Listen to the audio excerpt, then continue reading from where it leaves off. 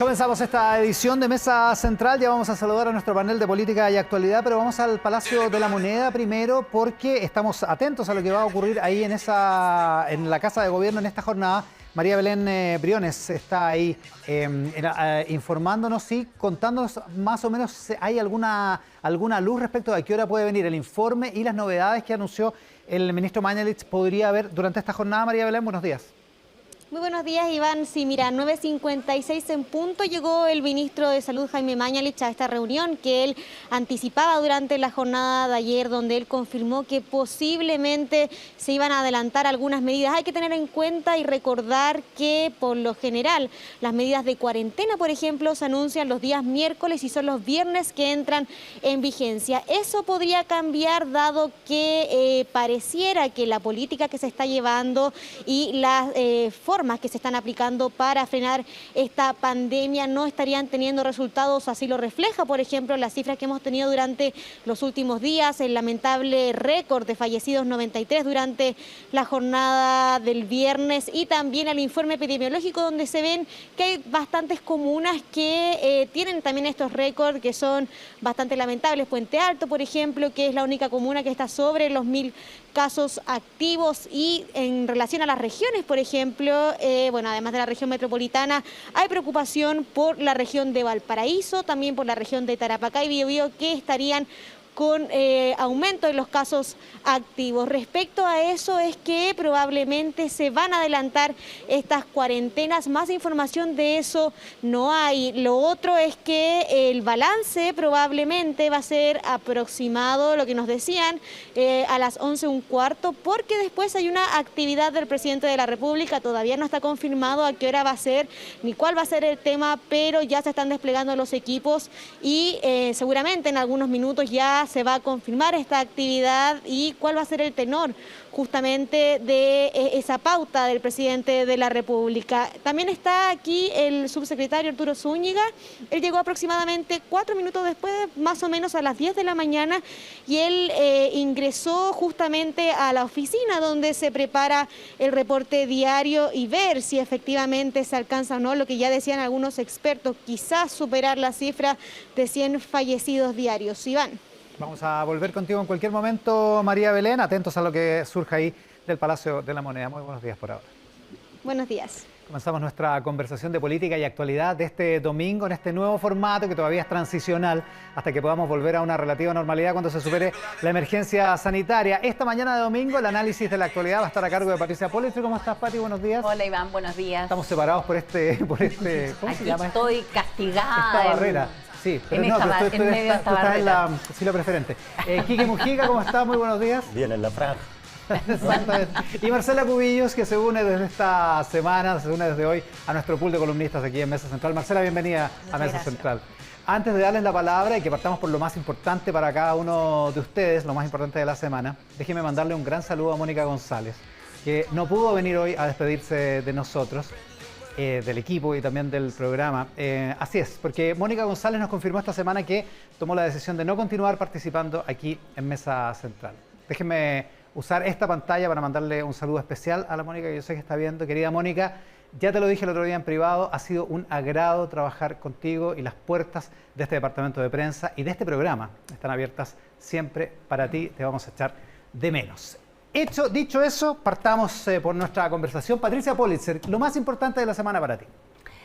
Mira, lo más importante para mí ha sido que después de 2 meses que se lo venía pidiendo el comité de expertos, el ministro Mañalich y el gobierno, en definitiva, cambiaron la estrategia sanitaria poniendo a la atención primaria en el centro de la estrategia para encontrar a los contagiados, trazar a sus contactos más directos y aislarlos. Creo que eso es para mí lo más importante de la semana, porque estamos viviendo un momento crítico de la pandemia. Hay un avance relevante en eso. Vamos a contar más adelante algunas cosas sobre eso. Marcela Cubillos, para ti, lo más importante de la semana. Para mí, muy importante, y creo que es una noticia en desarrollo respecto de la gravedad o la repercusión que puede tener en términos de institucionalidad, fue la actuación de la presidenta del Senado, Adriana Muñoz, de declarar abiertamente que optaba por infringir la Constitución, para ella por razones de humanidad.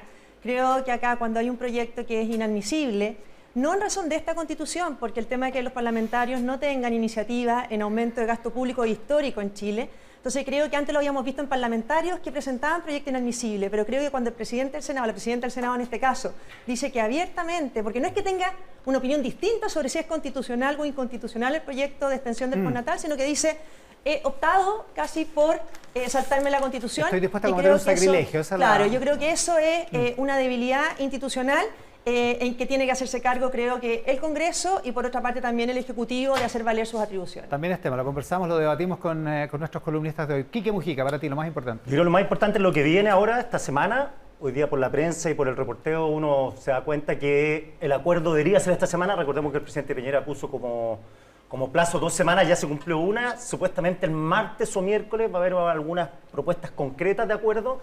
El nuevo ministro Claudio Alvarado dice que a fines de la próxima semana ya habría algo más o menos establecido, y la duda es cuánto, por cuánto tiempo, cuánta plata, por cuánto tiempo y a quiénes.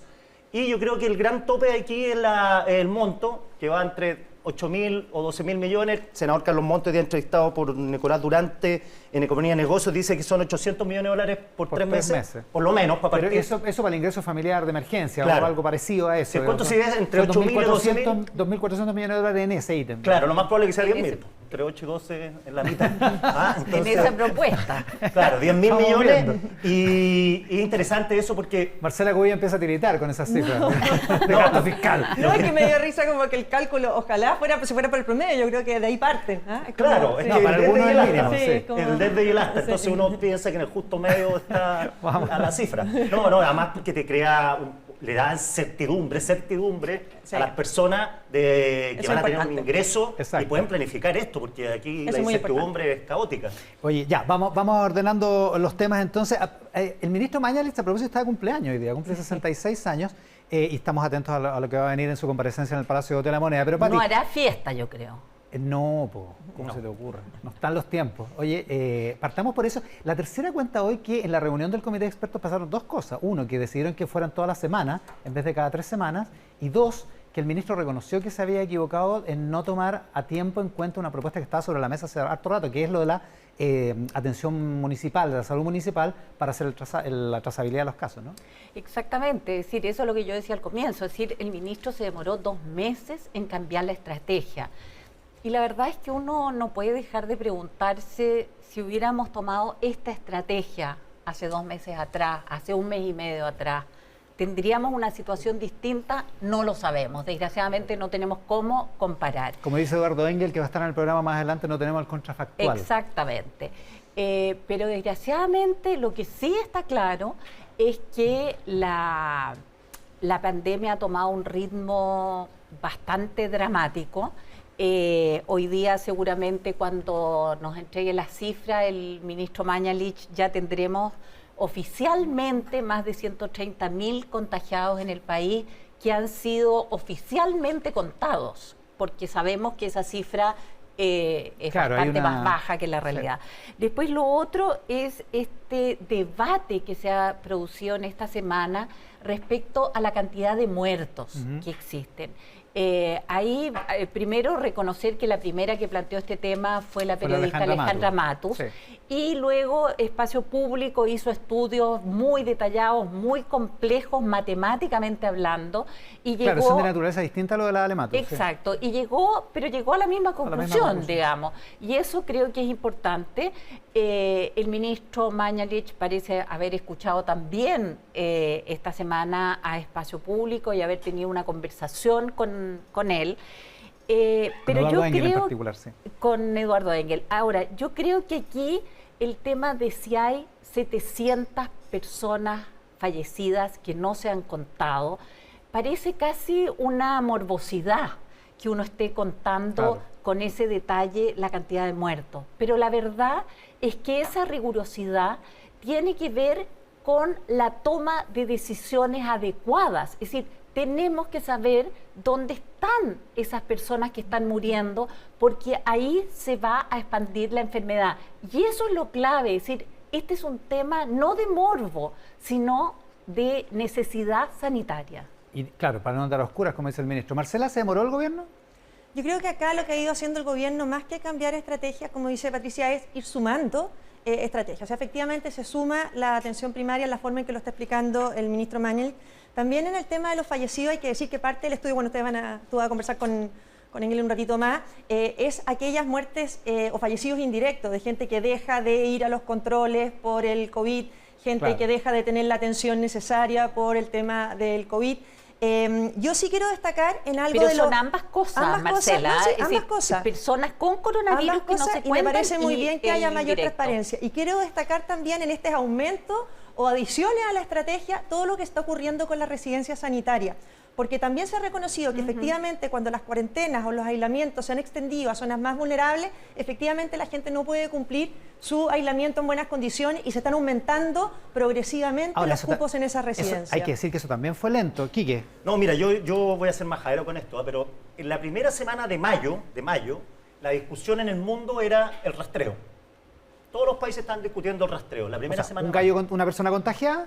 ¿Con quién está en contacto? ¿No? ¿Con quién está en contacto? Contactar a los contagiados, a los contactos, aislarlos y luego revisar que esos confinamientos fueran reales, efectivos. Entonces, estaba el problema que países como Australia lo hizo muy bien, Singapur lo hizo muy bien, que en el fondo tenían detectado a los enfermos hasta con un número. En 1832 vive en tal parte y se está moviendo en tal cuestión. Ahí vino la discusión sobre la privacidad. Pero la primera semana de mayo era el tema de la trazabilidad y tema que suena poco sexy, pero es clave para resolver este problema. O sea, ¿qué es lo que decían los expertos con Mañalich esta semana? ¿Qué es lo que decía claro, Pati? o sea, hay que tener claro, y cuando, por ejemplo, una persona en Noruega, yo recordaba acá que contactaban hasta las personas que habían estado en el supermercado con el enfermo, el vendedor del supermercado, todos aislados. Ahora, si uno sale y hay 10.000 personas en la calle, y uno va a una feria, la posibilidad de rastrear y contactar a esos posibles contagiados que son potenciales contagiadores es muy difícil. O sea, yo creo que es una pega súper compleja la que vamos a hacer de aquí en adelante, que es el trazamiento. Dos reflexiones. Una, primero, señalar que la red primaria de salud tiene registrada a más de 12 millones de chilenos. Es decir,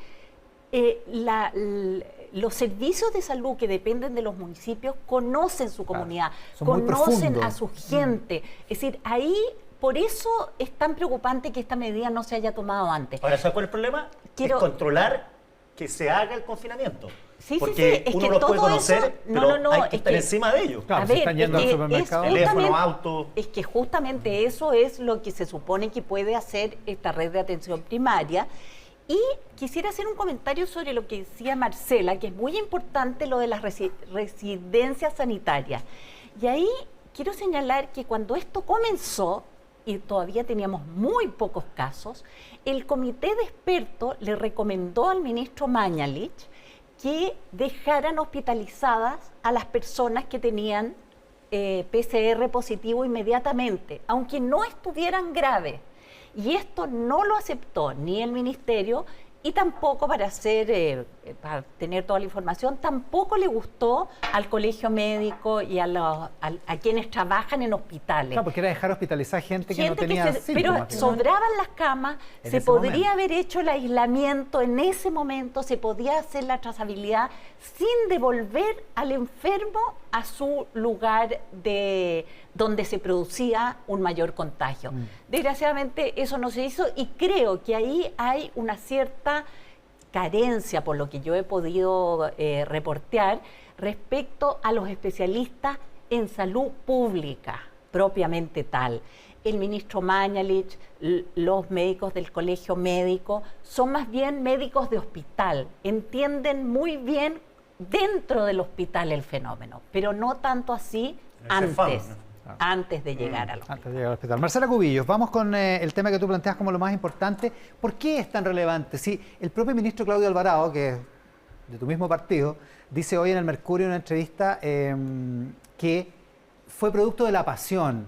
La frase de la presidenta del Senado que dice: estoy dispuesta a cometer un sacrilegio contra la Constitución con tal de legislar una cosa que es urgente para las personas. Él dice, fue un producto de la pasión, no lo toma, da la impresión de que le quita como entidad, le quita como gravedad a la frase. Al primero hay que terminar con los eufemismos, porque cuando Adriana Muñoz dice cometer un sacrilegio, es francamente decir no voy a cumplir la Constitución en esta materia o no me importa infringir la Constitución en este aspecto.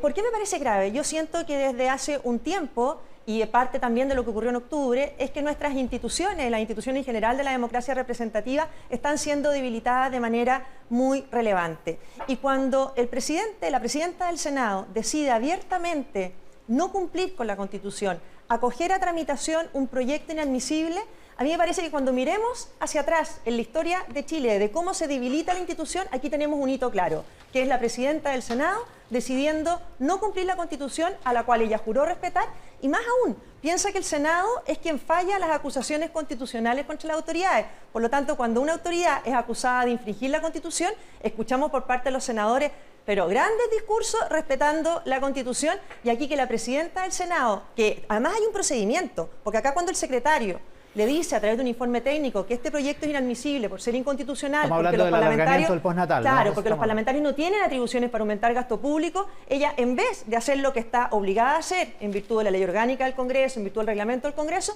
le da, por así decirlo, chip libre a la tramitación. No, porque dice que hay un acuerdo como para verlo y que la ministra Saldívar está de acuerdo y que se puede Pero esa no es su atribución, y porque además uno no infringe la Constitución para hacer puntos políticos. Ella tiene la posibilidad de hacer puntos políticos de diferentes maneras. Y el tema, quiero decir acá, no es esta Constitución.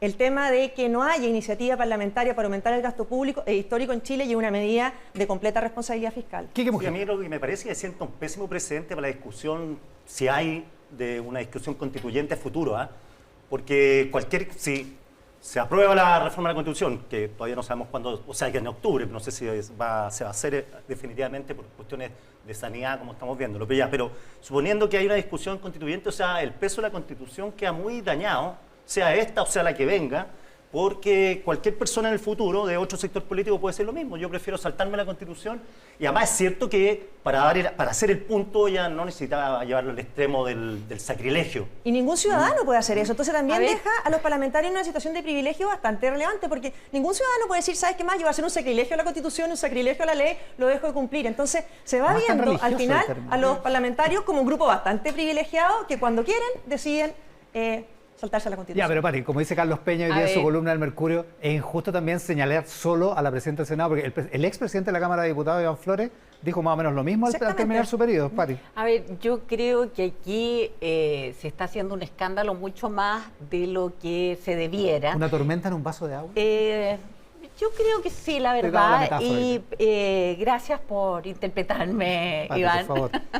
No, yo creo que el nuevo ministro secretario general de la Presidencia, Claudio Alvarado, tiene toda la razón de que obviamente la frase de la presidenta del Senado, Adriana Muñoz, fue producto de la pasión. Y cuando ella dice prefiero cometer un sacrilegio con la Constitución, está dejando en evidencia que el tema es muy relevante y que ella tiene conciencia de que esto obviamente es una frase más bien para llamar la atención sobre un tema, porque aquí seguimos hablando si esto es admisible o no y no vamos al problema de fondo. Aquí hay miles de niños de meses a los cuales a sus padres se les acaba el postnatal en medio de la pandemia. Pero para ti no hay dos problemas de fondo. Digo, no es de igual importancia el tema de los padres a los que se le acaba la licencia, sí, con el tema de respetar o no la Constitución. Es que creo que estoy convencida que la presidenta del Senado respeta absolutamente la Constitución. Pero si ella dijo más que no. aún, quisiera señalar que en el Senado, cuando se discutió el tema, se debatió durante 1 hora y media el tema sin discutir sobre la inadmisibilidad constitucional. Sin el sacrilegio. Sin el sacrilegio. O sea, centrar el tema de fondo, digamos. Es decir, se discutió qué hacer con el tema. Tenían, bueno, la verdad es que tenían una papa caliente. Lo grave, creo yo. Espérate, déjame terminar. Más aún, es decir, no solo Claudio Alvarado, que es de la UDI, dice que esto es producto de la pasión y le baja el perfil, sino que en el Senado, en la discusión, fue el otro senador oficialista, García Ruminó, el que dijo por qué no llevamos este tema, porque aquí había que hacer una finta con el tema constitucional, llevemos este tema a la Comisión de Trabajo para que nos entregue un informe. ¿Qué es lo que finalmente pasó? ¿Qué es lo que pasó? Y a lo cual también se abrió la ministra del Trabajo. Marcela Cubillos. Entonces creo que ese es el problema de fondo. Hoy día, en la emergencia. Marcela. Yo creo que precisamente parte de lo grave es que esto no haya sido una tormenta, porque creo que cuando los países empiezan a relajar el respeto a su institucionalidad y lo hace una de las autoridades más importantes, que es la presidencia del Senado, creo que es muy grave para Chile y para su democracia y para la estabilidad de las instituciones. Ahora, pero para ser justo, Marcela, ¿lo hacen parlamentarios de todos los sectores? Exactamente, eso es lo que quiero decir. Lo habíamos visto por parlamentarios de todos los sectores y me parece igualmente grave porque actúan como privilegiados, en que a ellos la Constitución no se les aplica. Es más grave cuando lo hace el presidente del Senado. Y además no tiene sanción. Porque antes había un artículo en que los presidentes de las comisiones o de la sala, cuando abiertamente acogían a tramitación proyecto inadmisible, podían incluso cesar en su cargo. Hoy día no hay sanción cuando se infringe de esta manera el Estado de Derecho. Es cierto, lo hacen parlamentarios y creo que tampoco está bien que el Ejecutivo no sea claro en hacer respetar las atribuciones, porque esto se va produciendo, primero, una distancia con el ciudadano común y corriente. O sea, aquí ningún ciudadano puede decidir saltarse la Constitución o hacer sacrilegio a la Constitución, como prefirió decir la presidenta. Marcela, que hoy día el ciudadano común y corriente está mucho más preocupado. Cuando lo hace la autoridad es mucho más grave. Yo por lo menos prefiero parlamentarios que aunque lleven 30 años en el cargo, respeten la Constitución, algunos que lleven menos que decían no respetarla. Pati Politzer. A ver, yo creo que hoy día el ciudadano común y corriente, especialmente las madres y padres con niños de meses, están mucho más preocupados de qué van a hacer mañana o pasado o la próxima semana cuando se les acabe el postnatal en medio de esta emergencia. ¿Cómo dejan a los niños? Si es que pueden salir a trabajar. No hay colegios, no hay salas cunas, no hay parvularios, no hay nanas, es decir, no pueden salir a trabajar y por lo tanto pueden perder su trabajo. Pero y ahí, pregunta. A ver, y no tengo ninguna duda de que la Constitución hay que respetarla siempre. No tengo duda sobre eso, pero en este momento y en esta emergencia había que entrar al tema de fondo y me alegra que tanto el ministro Alvarado como la ministra Saldívar estén disponibles a conversar al parecer de esto. Pero si hasta la UDI está dispuesta a conversar sobre pero esto. Si la presidenta de del hecho, Senado... habría que señalar que este no es un proyecto que apareció en el Senado, este es un proyecto que fue aprobado. No, si esto viene en la Cámara. Sí, viene hace rato. fue aprobado en la Cámara de Diputados con solo 6 votos en contra. Es decir, que la mayoría de los diputados oficialistas votaron a favor del proyecto. Quique Mujica, a ver. Yo había planteado como tema que lo que me parece súper importante el acuerdo. Y esto podría estar dentro del acuerdo, por eso uno dice, si se quiere discutir el postnatal, como dices tú, la presidenta del Senado puede llevarlo a esta mesa, llevarlo a este acuerdo y no necesita saltarse la Constitución para plantear un tema que puede ser muy relevante en el que tengan posiciones distintas. Como pusieron el CAE también. Para unirlo con tu tema. Oye, quiero decir, sí, una cuestión que me llamó la atención de la lectura el fin de semana, de ahora, de los diarios, la necesidad de una campaña comunicacional buena para que la gente se tome en serio esto. De verdad que dentro de la salud pública hay toda una línea de gente que estudia cómo envolver un buen mensaje, porque esta cuestión no es simple. Una campaña comunicacional es difícil, sobre todo porque llama a algo que suena antinatura, que es encerrarse en la casa. Entonces, creo destacar eso, que por diversos expertos, que es necesario, súper necesario, que el Estado gaste plata, el Estado, digo, no el gobierno, que el Estado gaste plata porque van a empezar, se están gastando la plata en una campaña, la tele, bla, bla, que la hizo, el amigo, el hermano. ¿A quién favorece la campaña? Claro, ¿Quién la hizo? Entonces, al final es una cuestión que el Estado se haga cargo de este problema que tenemos, que es grave. La movilidad en Santiago es altísima, la gente que está confinándose es poquísima.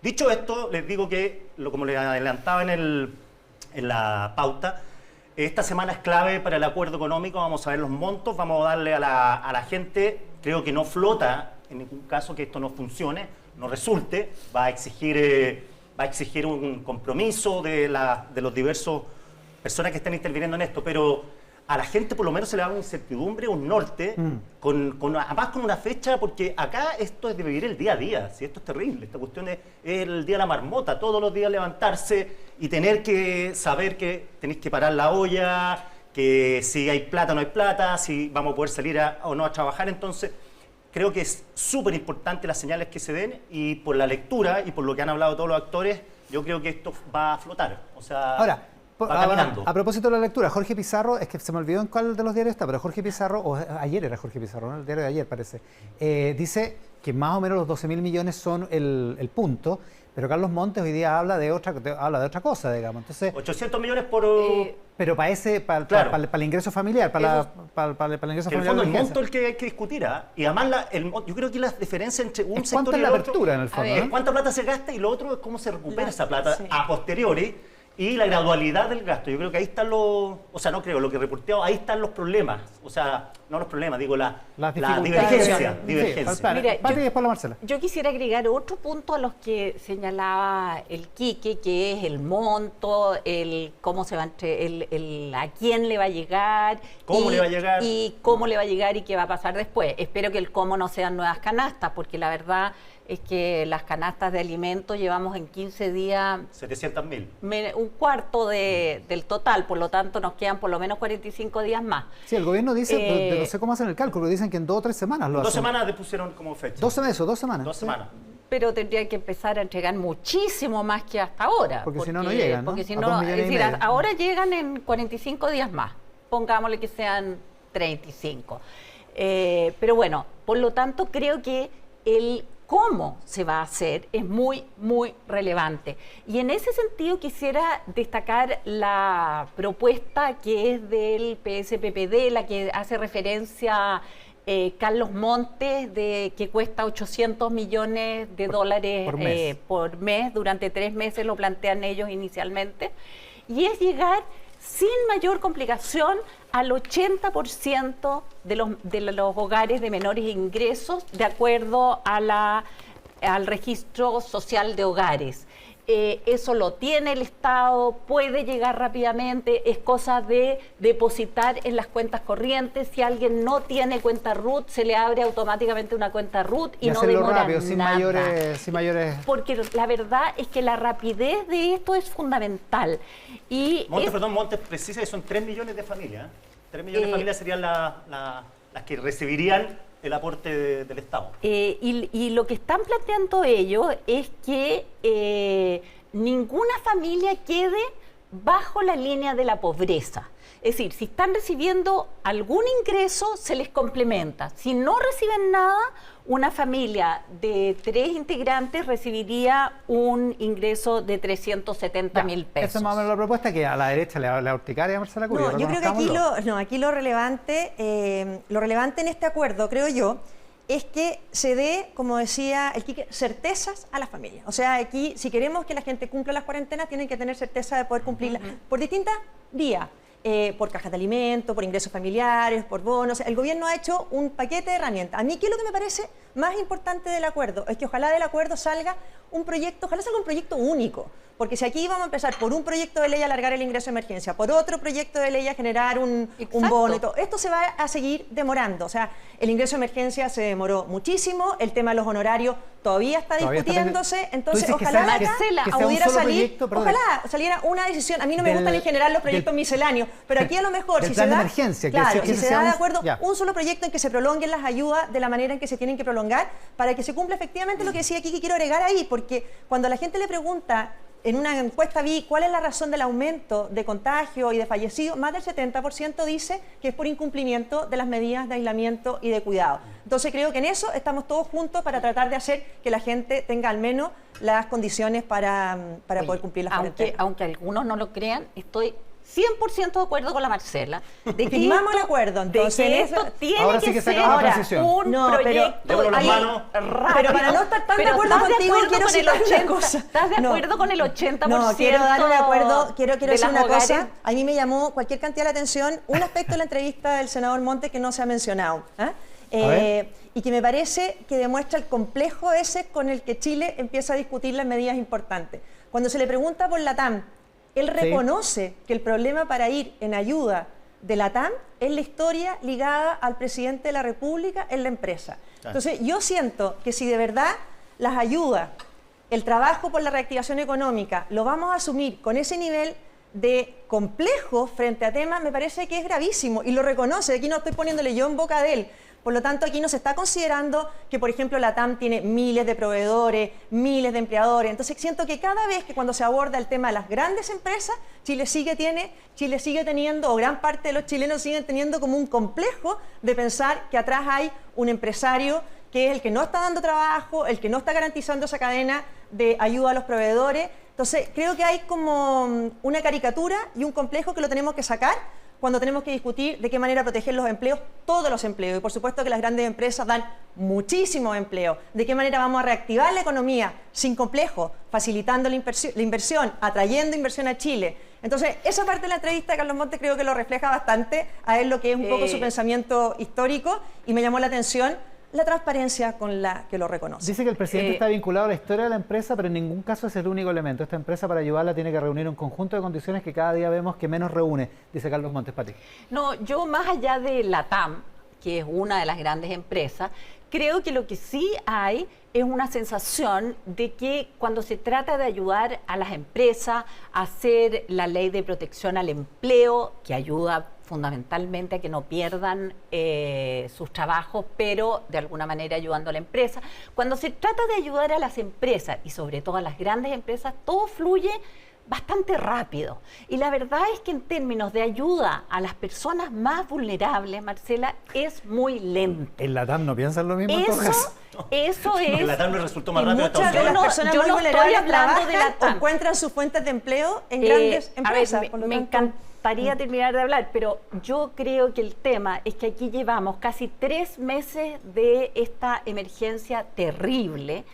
Y los que han recibido ayudas realmente hasta hoy, en casi 3 meses, son el bono de 50.000 pesos inicial, el bono COVID de 50.000 pesos por carga, y 500.000 familias que han recibido el ingreso familiar de emergencia. ¿Y los FOGAPE? El resto, los FOGAPE son para los pequeños y medianos empresarios. Estoy hablando de las familias más vulnerables, que son las que tienen que comer en la noche.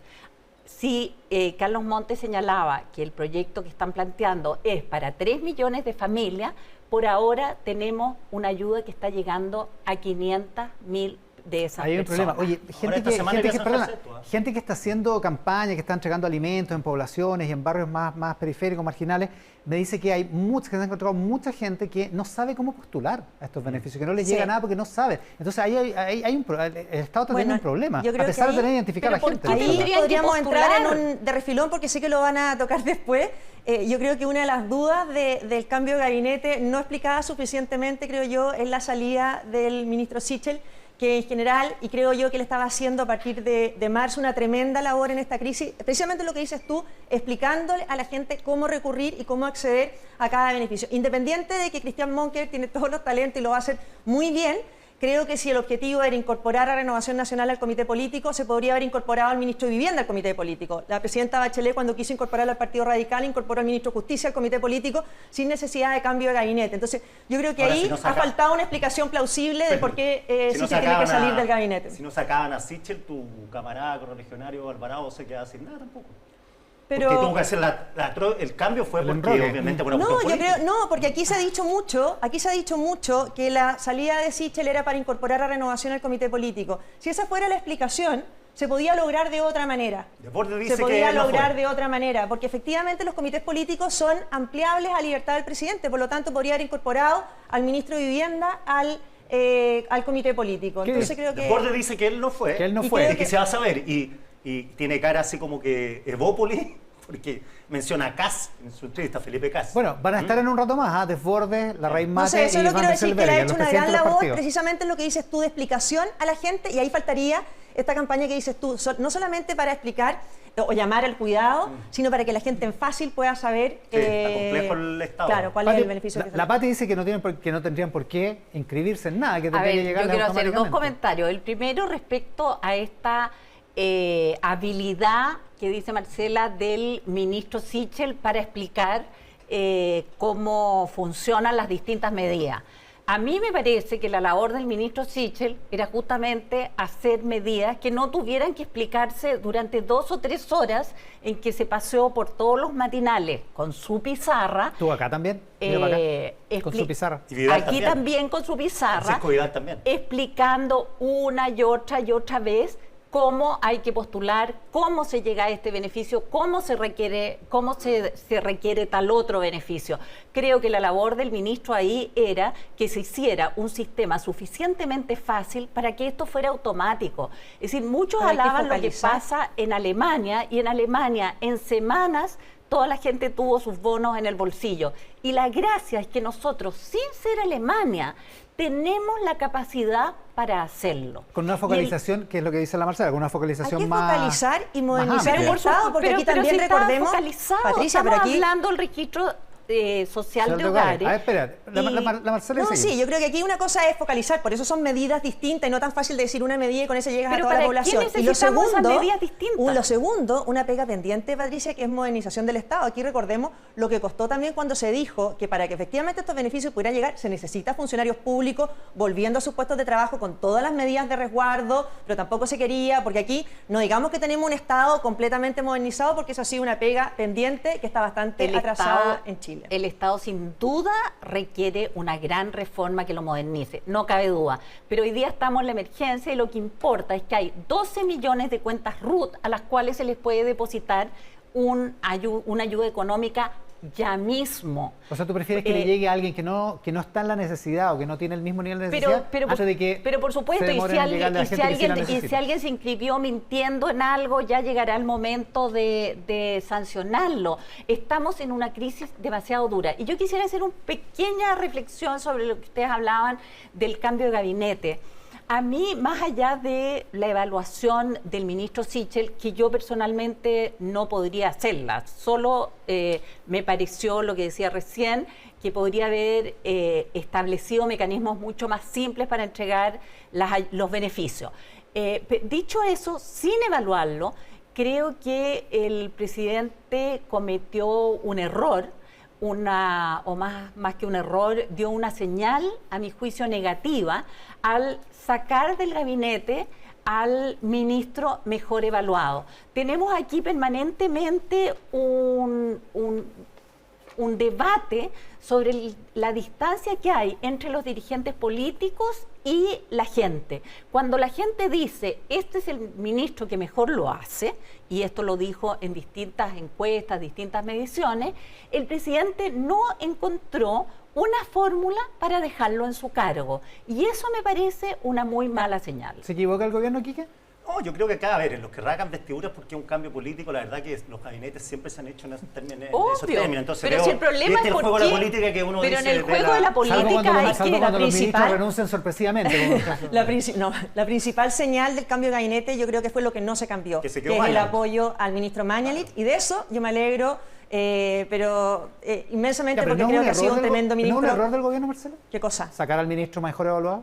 Yo creo que falta una explicación plausible en esa materia, porque no está claro qué fue lo que ocurrió, porque vuelvo a decir, si el tema era incorporar a Renovación al Comité Político, había otras maneras de hacerlo, y tengo la mejor opinión, creo que Cristian Monque lo estaba haciendo muy bien en vivienda y lo va a hacer muy bien en desarrollo social también, pero creo que el ministro Sichel le estaba haciendo una extraordinaria labor, no solamente comunicando, sino que implementando los programas sociales de la crisis. No, yo también creo que Sichel lo estaba haciendo muy bien, es muy buen comunicador, muy activo, es una persona que es más transversal que trasciende su sector. Sí, ahora viene de la democracia cristiana y se ha paseado por varios partidos antes de llegar a donde está. Sí, ahora, claro, ciudadano nomás. Lo bueno enemigo de lo perfecto, como dicen. Entonces, al final, yo creo que el presidente enemigo de lo bueno. Eso, el presidente tenía que solucionar el entuerto que tiene dentro. Y yo creo que Sichel puede hacer una interesante pega en el Banco de Estado. Sí. Puede ser que le dé otra dimensión, es lo que estamos hablando un poco, que el Estado, digo, en conjunto del sector público, sea más empático con la ciudadanía. Que lo es, pero se necesita más. Y no estoy hablando de gobierno, sino que esta es una cuestión de mucho tiempo, tanto en las cuestiones de salud, las encuestas que salen, la gente dice que carga, que lo traten mal, que lo ninguneen en la fila. Entonces, al final es un gran momento para cambiar eso, pero hay que ir de a uno. Yo creo que el acuerdo de esta semana, el acuerdo de reactivación es clave. Ojalá que se tomen las decisiones rápidas y que la plata esté luego en los bolsillos de las personas. Yo coincido con el Quique que ojalá el ex ministro Sichel cumpla una labor importante en la presidencia del Banco Estado. De hecho, él estuvo en Corfo, tiene una experiencia en eso, pero la verdad es que no salió del gabinete porque el presidente quisiera que se fuera al Banco Estado. De hecho, se sabe que se le ofrecieron otros cargos y que no lo aceptó. ¿Qué le habrán ofrecido? Es decir, esa es buena. el estar en la presidencia del Banco del Estado fue una carambola. Y ahí es donde yo reclamo que el presidente no tomó en cuenta lo suficiente esta buena conexión que tenía el ministro Sichel con la ciudadanía.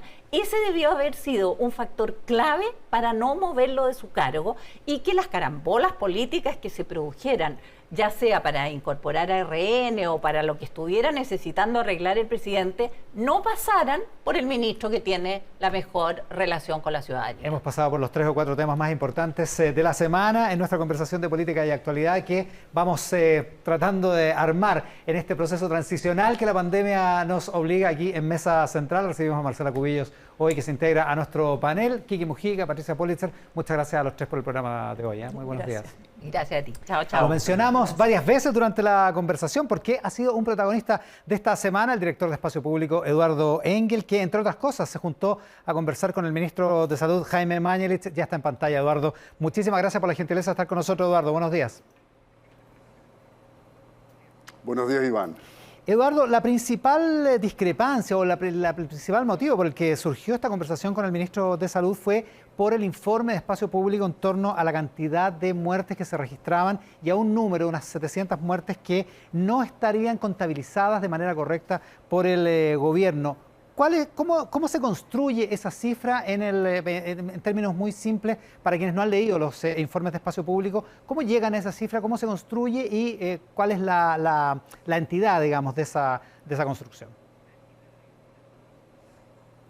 Lo que hacemos es tomar los datos históricos hasta antes de la pandemia y a partir de eso hacer proyecciones de lo que uno esperaría hubiese sido el número de fallecidos durante los últimos 2 meses, durante abril y mayo.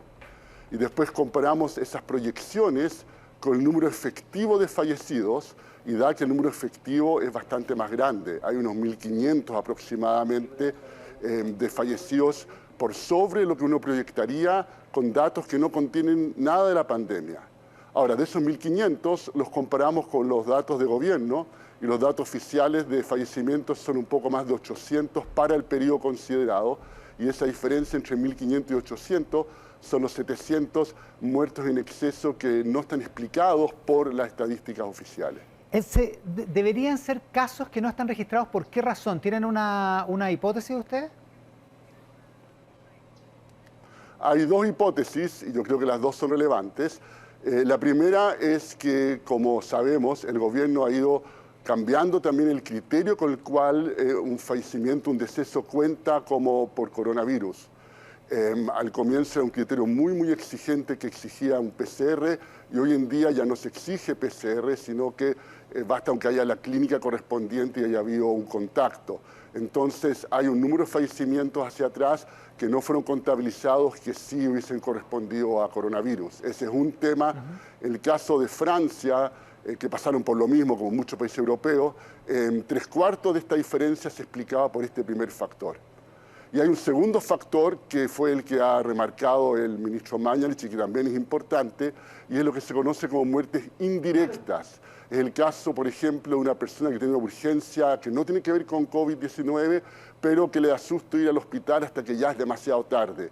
O personas que durante los últimos meses no se han hecho los controles de rigor por alguna enfermedad crónica, y ahí también está documentado que eso también lleva a un incremento importante en el número de fallecimientos durante estas pandemias. Durante toda esta crisis, Espacio Público se ha mantenido haciendo estos estudios de una manera muy sistemática y muchas veces ha entrado en contradicción con la autoridad de salud. Por eso igual es relevante que hayan llegado en algún momento usted y el ministro de Salud, Eduardo, a juntarse. ¿Cómo fue esa conversación? Fue una muy buena conversación, el ministro la detalló en su conferencia el jueves, pero feliz de repetirla acá. El origen había sido que en la conferencia de prensa el día anterior el ministro cuestionó el estudio, aunque anunció que iba a conversar conmigo para aclararlo, y en la conversación le di una explicación muy parecida a la que le he dado acá, con más detalle obviamente, y el ministro muy rápido le pareció que era convincente y después lo dijo en la conferencia de prensa.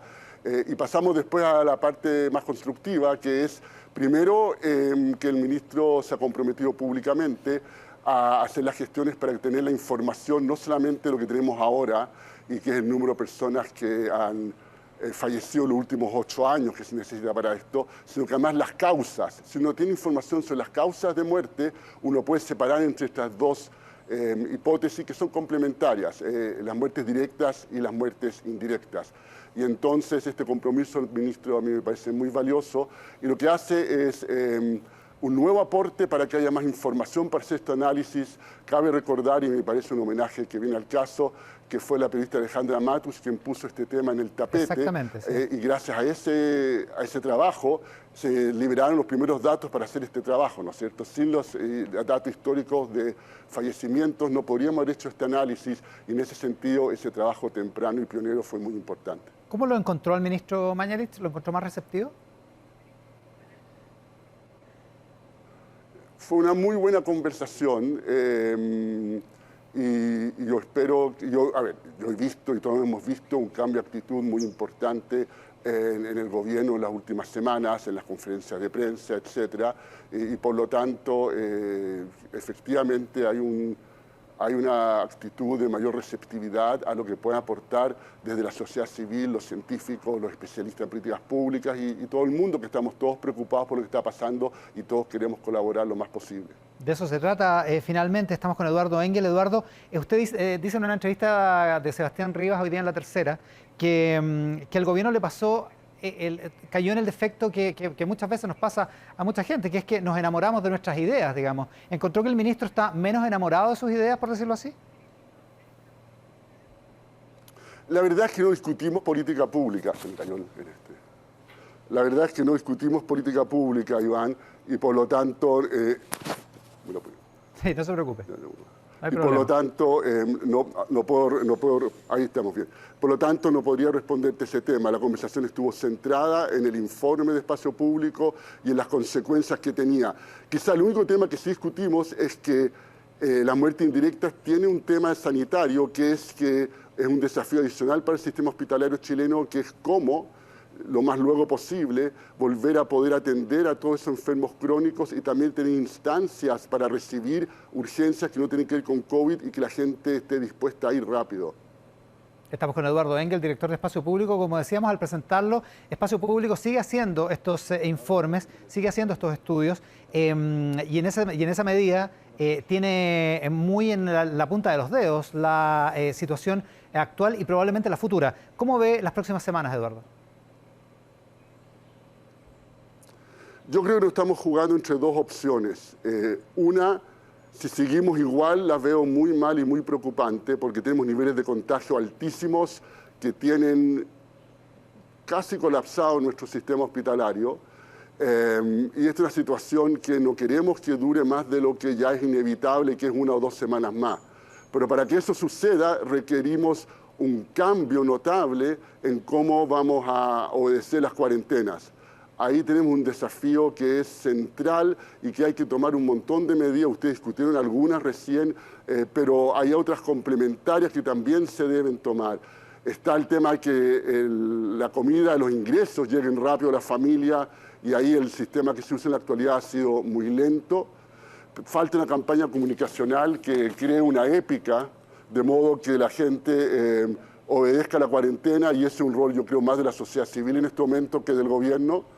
Y hay iniciativas en marcha que yo espero vean la luz. Hay una muy interesante que ya está funcionando en Tarapacá, por ejemplo, con unos videos en que participa un montón de caras conocidas. Podemos hacer algo aún mejor, yo creo, para la región metropolitana. Ese es un segundo gran tema. Tenemos un tercer tema que yo también quiero relevar acá y que no se ha mencionado, y que es que La medición de los contagios está muy retrasada. Hace un mes pasaba 1 a 2 días desde que la persona se hacía un test PCR hasta que se informaba en las conferencias de prensa diarias o en los informes del Ministerio de Salud. Hoy en día está pasando en promedio, según los cálculos que hemos hecho hoy día, 5 a 6 días. Hay un retraso adicional de 4 días que es bien grave porque significa que la foto que tenemos hoy día en realidad es de hace 5 o 6 días respecto al número de contagios. Eso dificulta la toma de decisiones. Y hay una propuesta bien concreta. Yo entiendo que el Ministerio de Salud tiene que estar con muchísima pega dedicado a salvar vidas lo más posible, pero una propuesta concreta es que el Ministerio de Salud le pida ayuda a las universidades. Están en la mesa social los rectores de la Chile Católica, hay un número grande de estudiantes graduados que van a estar felices de ayudar. Yo creo que el Ministerio de Salud podría convocar a las universidades para que ellos junto al Ministerio se hagan cargo de procesar estos PCR mucho más rápido. Yo entiendo que un médico que está salvando vidas no está con mucho ánimo de llenar papeles, pero esos papeles son muy importantes que se llenen y se procesen rápido para tener una foto lo más precisa posible donde está hoy día los contagios y no donde estuvieron hace casi una semana. Y el problema de la lentitud de la foto, como dice usted, o de lo retrasada que queda la foto, es un problema de atochamiento de datos, no es un problema de cambio de sistema. La verdad es que no lo sabemos, no es el cambio de sistema. Yo había escuchado un par de cuestiones anecdóticas de situaciones en las cuales demoraba 2 y 3 semanas el conocer un test, pero mirando los datos ayer y tomando el hecho que hoy en día se informa cuándo fueron los primeros síntomas versus cuándo, ¿no es cierto?, se hizo el examen, uno puede ver un cambio bien notable, digamos. En abril, la mitad de los casos que se detectaban esta semana habían tenido el primer síntoma esta semana. Ahora, la última semana de mayo, solo el 15%. Es un indicador claro que esto es relevante, más allá de un par de anécdotas. Claro, es bien complicado. Y en el tema de las cajas, usted dice, claro, ha sido lento la entrega de las cajas de alimentación. Sabíamos que entregar 2,5 millones de cajas no es una cuestión baladí, no es una cuestión menor en ningún caso. ¿Cuál es la naturaleza de la solución, digamos? ¿Que el gobierno reconozca que se equivocó y termine este programa y lo complemente con otra cosa? A ver, los gobiernos les cuesta reconocer que se equivocaron, por lo tanto que lo complemente con llegar a ingreso rápido a las personas. El registro social de hogares sería un muy buen punto de partida para llegar a muchísima esa gente dentro de una semana. Y lo otro que también es muy importante es que tenemos gente que está fuera de esta red, están todos los inmigrantes que no les va a llegar nada, y ahí yo creo que el gobierno debería trabajar con los alcaldes, con los municipios, para llegar a quienes se quedan fuera de la red que ha construido el gobierno. Acá lo que es importante es que la gente tenga ingreso en la próxima semana, porque mientras no lo tenga va a ser difícil que cumplan las cuarentenas. Los índices de movilidad que tenemos, Iván, es decir, lo que se está moviendo la gente, son muy, muy altos, pero en la cuarentena, no solamente en los barrios populares y donde la gente lo está pasando muy mal por cuestiones de que no tiene ingresos, también en el barrio alto. En el barrio alto los índices de movilidad indican que nos estamos moviendo en un 40% de épocas normales. Yo no entiendo por qué en Las Condes, Vitacura, Providencia, donde la gran mayoría de la gente no tiene un problema de ingreso, el número de salidas, de viajes que hacemos, el 40% de épocas normales, podría ser el 5%, no el 40%. Y hay otra propuesta también concreta, es que las empresas de celulares y las empresas de las aplicaciones web tienen información para que todas las noches pudiéramos conocer cuánto se está moviendo la gente en cada comuna de Santiago y eso fuera parte de los noticiarios.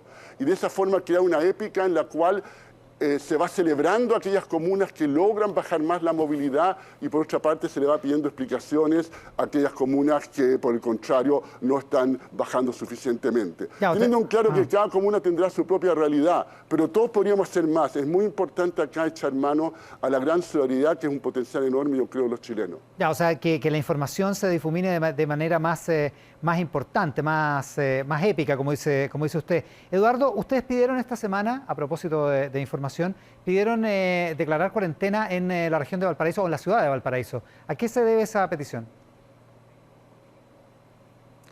Nuestro análisis con los datos disponibles es que lo que se está viendo en Valparaíso hoy día es muy parecido a los contagios como venían creciendo en la región metropolitana a fines de abril. Y si la información que tiene el gobierno, que yo espero que sea más que la que tenemos nosotros y que ellos no tengan el retraso 6 días, confirma esto, es el momento de decretar la cuarentena ahora y no esperar a que se salga de control. Los epidemiólogos han dicho hace tiempo que están muy preocupados que los cerros de Valparaíso van a tener problemas tanto mayores o tan grandes o aún mayores que los que hemos tenido en las comunas más vulnerables de Santiago. Y por lo tanto esto hay que pararlo antes que entre un fenómeno exponencial como lo que nos pasó a partir del comienzo de mayo, en que ya controlarlo se vuelve muchísimo más difícil. Claro, porque lo que nos pasó a nosotros acá en Santiago es que el descontrol finalmente terminó prácticamente saturando o colapsando eventualmente en algunos casos la disponibilidad de camas UCI, digamos. Ese es el problema, ¿no? Exactamente. Yo creo que cuando se colapsan las camas UCI, cuando se terminan que todo el hospital esté dedicado a atender emergencia en todos los pabellones que tienen y muchas veces no son capaces de hacerlo cuando ya no son especialistas que atienden, sino que otros médicos, todos muy sacrificados y todo muy admirable, pero no son las personas más capacitadas. Chile es una sociedad que no tiene por qué pasar por eso más que las 2 semanas imprescindibles que toma desde que uno cambia su conducta hasta que esto se ve reflejado en que cae el número de gente que está muriendo. Ahora, volvamos a la situación de Santiago. Eduardo, usted decía que lo que ve es que hay una posibilidad de que esto funcione si es que en las próximas 2 semanas la ciudadanía se concentra en tomar más en serio las medidas restrictivas, de restricción de movimiento y de contacto con otras personas, el distanciamiento físico. ¿Por qué estamos a tiempo todavía de tener eso si es que normalmente lo que se ha dicho es que las medidas que se toman hoy tienen efectos mucho más allá de 2 semanas? A ver, si bajamos hoy día de esta movilidad promedio de 40 a un 10%, o 50 a un 10%, en 2 semanas más el número de gente llegando a la UCI cae notablemente y el sistema hospitalario empieza a normalizarse. Hay un rezago de aproximadamente 2 semanas desde que yo tomo una medida hasta que se refleja la demanda por UCI o por ventiladores mecánicos, y unas 3 semanas imagino en que esto se traduzca en menos fallecimientos. Así que lo que he dicho, eso sí, es que la suerte está echada para la próxima semana, porque esa gente ya se contagió y no hay nada que hacer al respecto. Pero es muy distinto, Iván, tener estas 2 semanas muy tristes, muy dramáticas con esta crisis humanitaria, que tenerlo por todo junio y todo julio y agosto. Esos son escenarios totalmente distintos y todavía estamos a tiempo para evitar el escenario en que terminamos varios meses con una situación como esta. Cuando se registra, lo último, Eduardo, cuando se registra una baja en la cantidad de contagios activos en algunas comunas que habían sido muy persistentes en mantenerse con índices altos, como por ejemplo la comuna de Santiago, cuando se registra en general en la región metropolitana números que aparecen un poco más alentadores, ¿eso no lo convence a usted de que la situación es un poco mejor que la que teníamos hace qué sé yo, 2 o 3 semanas? Hubo un cambio con la forma en que se miden los contagios activos. Y buena parte de lo que estamos viendo ahí es un cambio metodológico, pero no un cambio real. Y lo explico porque es un tema bien importante, digamos. Antes los activos eran esencialmente la gente que se dio un PCR positivo las últimas 2 semanas. Ahora a cada persona que le da positivo le preguntan cuándo fue el día de su primer síntoma. Y lo clasifican en esa fecha. Por lo tanto, la gente la gente contagiada esta semana o detectada esta semana con PCR, que va a contar como un activo, ¿no es cierto?, van a ser bien pocas, porque muchas van a decir que tuvieron primer síntoma la semana pasada y como además el sistema PCR no está funcionando y demora mucho tiempo, la mayoría va a ser tuvo el primer síntoma la semana pasada.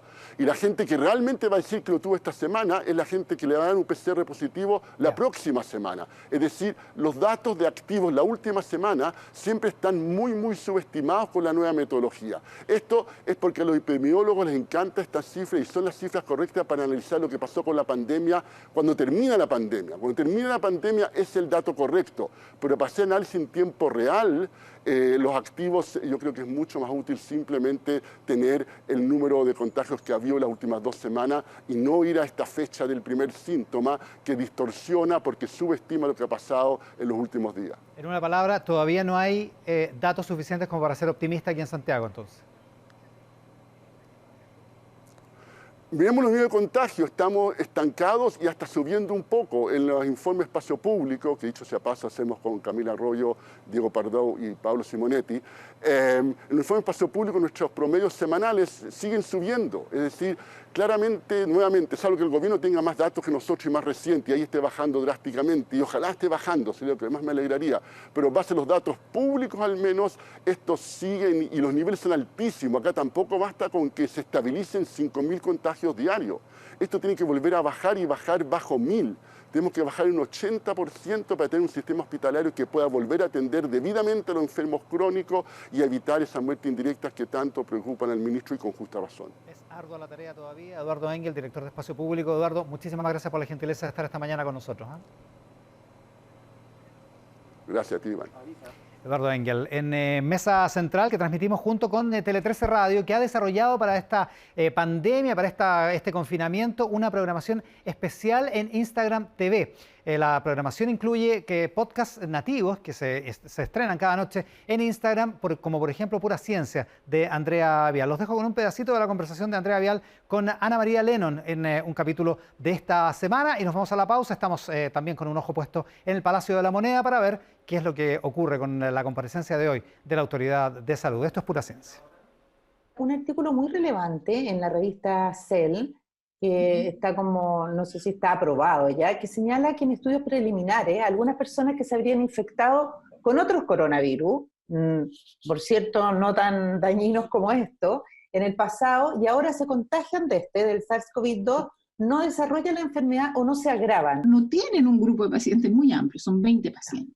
Ya, eso es una muy buena noticia, porque significa que en 60% de los pacientes, esto es en Estados Unidos, por supuesto, podría haber ya una inmunidad. Y explicaría por qué en todos los lugares, hasta ahora, nunca los niveles de infección han ido más allá de 30% de la población. Y esto realmente está en favor de la hipótesis que mucha gente, por lo menos la mitad, ya tiene inmunidad contra los coronavirus debido a infecciones anteriores que cross-reaccionan con el SARS-CoV-2. Seguro por kilómetro de Seguros Sura está presentando Mesa Central. Estamos de vuelta haciendo Mesa Central por la pantalla del 13, también en transmisión simultánea con Tele 13 Radio. Estamos atentos a lo que ocurre en el Palacio de la Moneda, donde hoy el ministro Mañalich ayer sugirió que había una reunión especial o especialmente importante con el presidente en torno a tomar algunas decisiones, lo que le ha dado un cierto interés distinto, agregado a la comparecencia habitual de la Autoridad de Salud desde hace ya los últimos al menos 2 meses y medio. María Belén Briones está en el Palacio de la Moneda. Veamos qué es lo que nos cuenta respecto de lo que se sabe de este informe que hasta ahora está algo retrasado. María Belén. Sí, exacto. Todavía estamos a la espera de este reporte diario. Nos dijeron que iba a ser aproximadamente a las 11:15, pero claramente eso no pasó. No se ve más movimiento. Ya están todos, por supuesto, la televisión puesta aquí, que es la que se nos entrega para nosotros poder ver el informe. Y también están los equipos de la producción ya listos para comenzar este reporte, pero al parecer todavía no habría terminado esta reunión del presidente de la República junto al ministro de Salud, Jaime Mañalich, y sus distintos equipos, más de 2 horas que desde que ingresó el ministro, que fue aproximadamente a las 9:56 de la mañana. Luego vimos entrar también al subsecretario Arturo Zúñiga y es por eso que al parecer todavía no se ha realizado este reporte diario, que podría tener cifras bastante críticas. Algunos hablan que se podría superar la cifra de los 100 fallecidos diarios. Ayer bien conocimos que durante la jornada del viernes hubo un pic de 93 muertos, una lamentable cifra sin duda, y que algo parecido podría pasar durante esta jornada. En términos del tenor de esta reunión, mucha información no hay, pero ayer justamente el ministro de Salud, Jaime Mañalich, en una actividad que tuvo, adelantó que probablemente se van a tomar decisiones y él decía que se van a adelantar quizás algunas medidas. Recordemos que se anuncian estas medidas cuarentenas, por ejemplo, los días miércoles, eso según las últimas veces que ha pasado, y los días viernes es cuando comienzan a entrar en vigencia.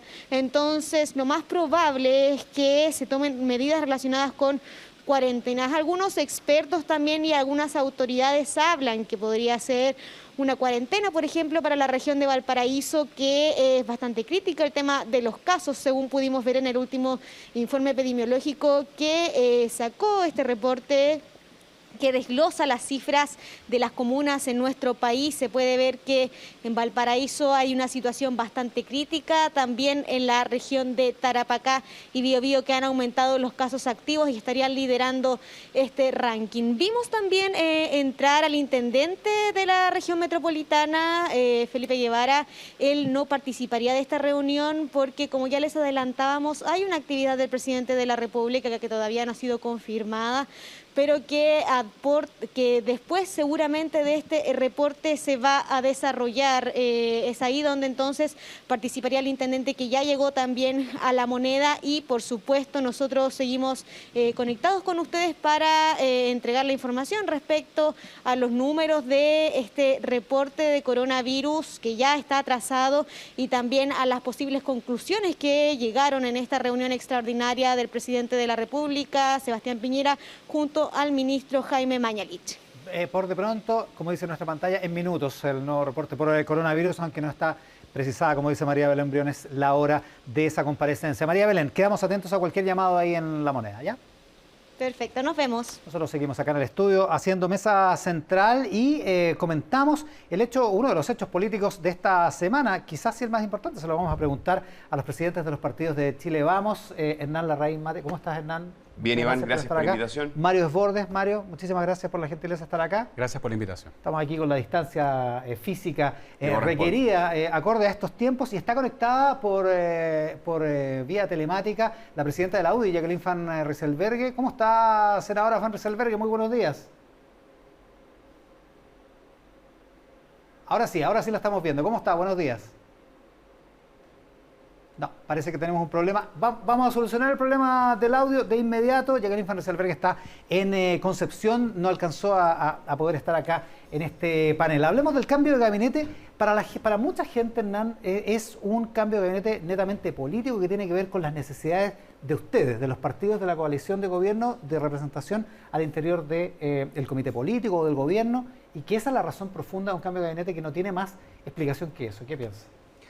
A ver, lo primero es que es el presidente de la República el que hace los cambios y este presidente en particular, sabemos, de forma muy autónoma, toma sus decisiones.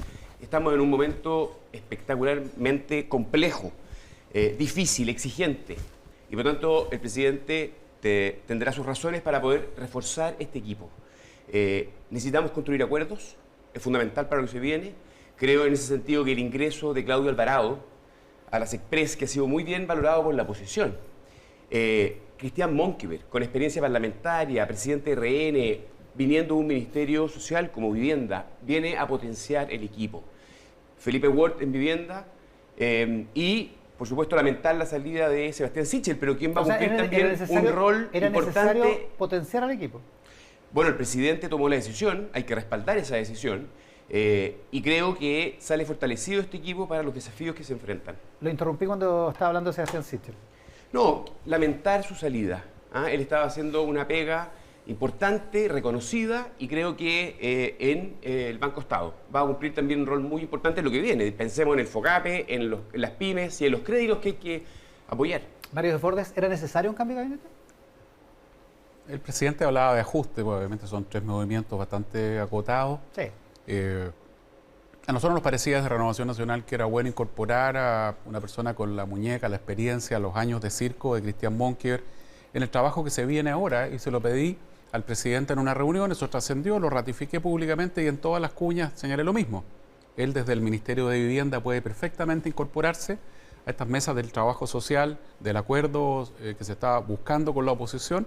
Su Ministerio de Vivienda es un ministerio del área social que además va a ser muy importante a la hora de la reactivación económica, porque buena parte del esfuerzo estatal se hace por la vía de la infraestructura y eso es lo que habíamos pedido exclusivamente, que Cristian pudiera participar de este proceso. De la negociación del plan de emergencia, ¿no del comité político necesariamente? No, porque cuando el presidente hizo el cambio en octubre fue muy claro, el presidente tiene derecho a hacer los cambios más allá de los equilibrios de partido. No estábamos en el comité político por no tener un militante, pero Carla Rubilar hizo un gran esfuerzo siempre por coordinación con nosotros, es mi amiga además, y siempre hemos estado con una comunicación bastante fluida, y lo mismo con Gonzalo Blumel. Yo quiero ser muy claro, tengo una relación muy buena con Gonzalo Blumel, a quien he apoyado porque creo que merece el apoyo, porque lo está haciendo bien, y por lo tanto no había lío de parte nuestra, al menos, respecto del funcionamiento del comité político. El presidente tomó una decisión que le parece razonable, y en general los cambios de gabinete son eso, decisiones presidenciales, ajustes en los equipos que al presidente y a su equipo probablemente más cercano le parecen necesarios, y eso hay que respetarlo. Sí aclarar, porque se produjo una polémica bien triste y lamentable, que al menos nosotros en Renovación Nacional jamás pedimos la salida de Sebastián Sichel, no pedimos una persona nuestra en desarrollo social, y Sebastián, en nuestra opinión, lo estaba haciendo bien, bien cercano conmigo también, hemos trabajado juntos harto, habíamos conversado harto esta semana, pero el presidente tomó la decisión y eso hay que respetarlo, acatarlo. Así funcionan los equipos ministeriales, decisión exclusiva del presidente de la República, y estoy seguro que Cristian lo va a hacer muy bien ahí. Y para los que tenían dudas o que tienen dudas respecto a la importancia que tiene Banco Estado, o sea, hoy día es clave. Escuchaba esta semana a la alcaldesa Evelyn Matei destacar lo complejo que ha sido el trabajo del Banco Estado en ir en ayuda de las pymes vía crédito FOGAPE, y estoy seguro que Sebastián Sichel va a cumplir un rol no solamente importante, sino que además muy notorio, va a ser bien visible, y en eso va a contar con todo el apoyo nuestro también. Ya, usted decía ayer en una entrevista, en La Tercera me parece, que ustedes no pidieron la salida de Sichel y que en un par de semanas se va a saber quién realmente lo votó, básicamente. Vamos a ir con ese tema, pero quiero preguntarle a Jacqueline Ferselberghe, senadora, que ¿era necesario realmente hacer este cambio de gabinete que además deja como víctima o como saliendo del gabinete al ministro mejor evaluado?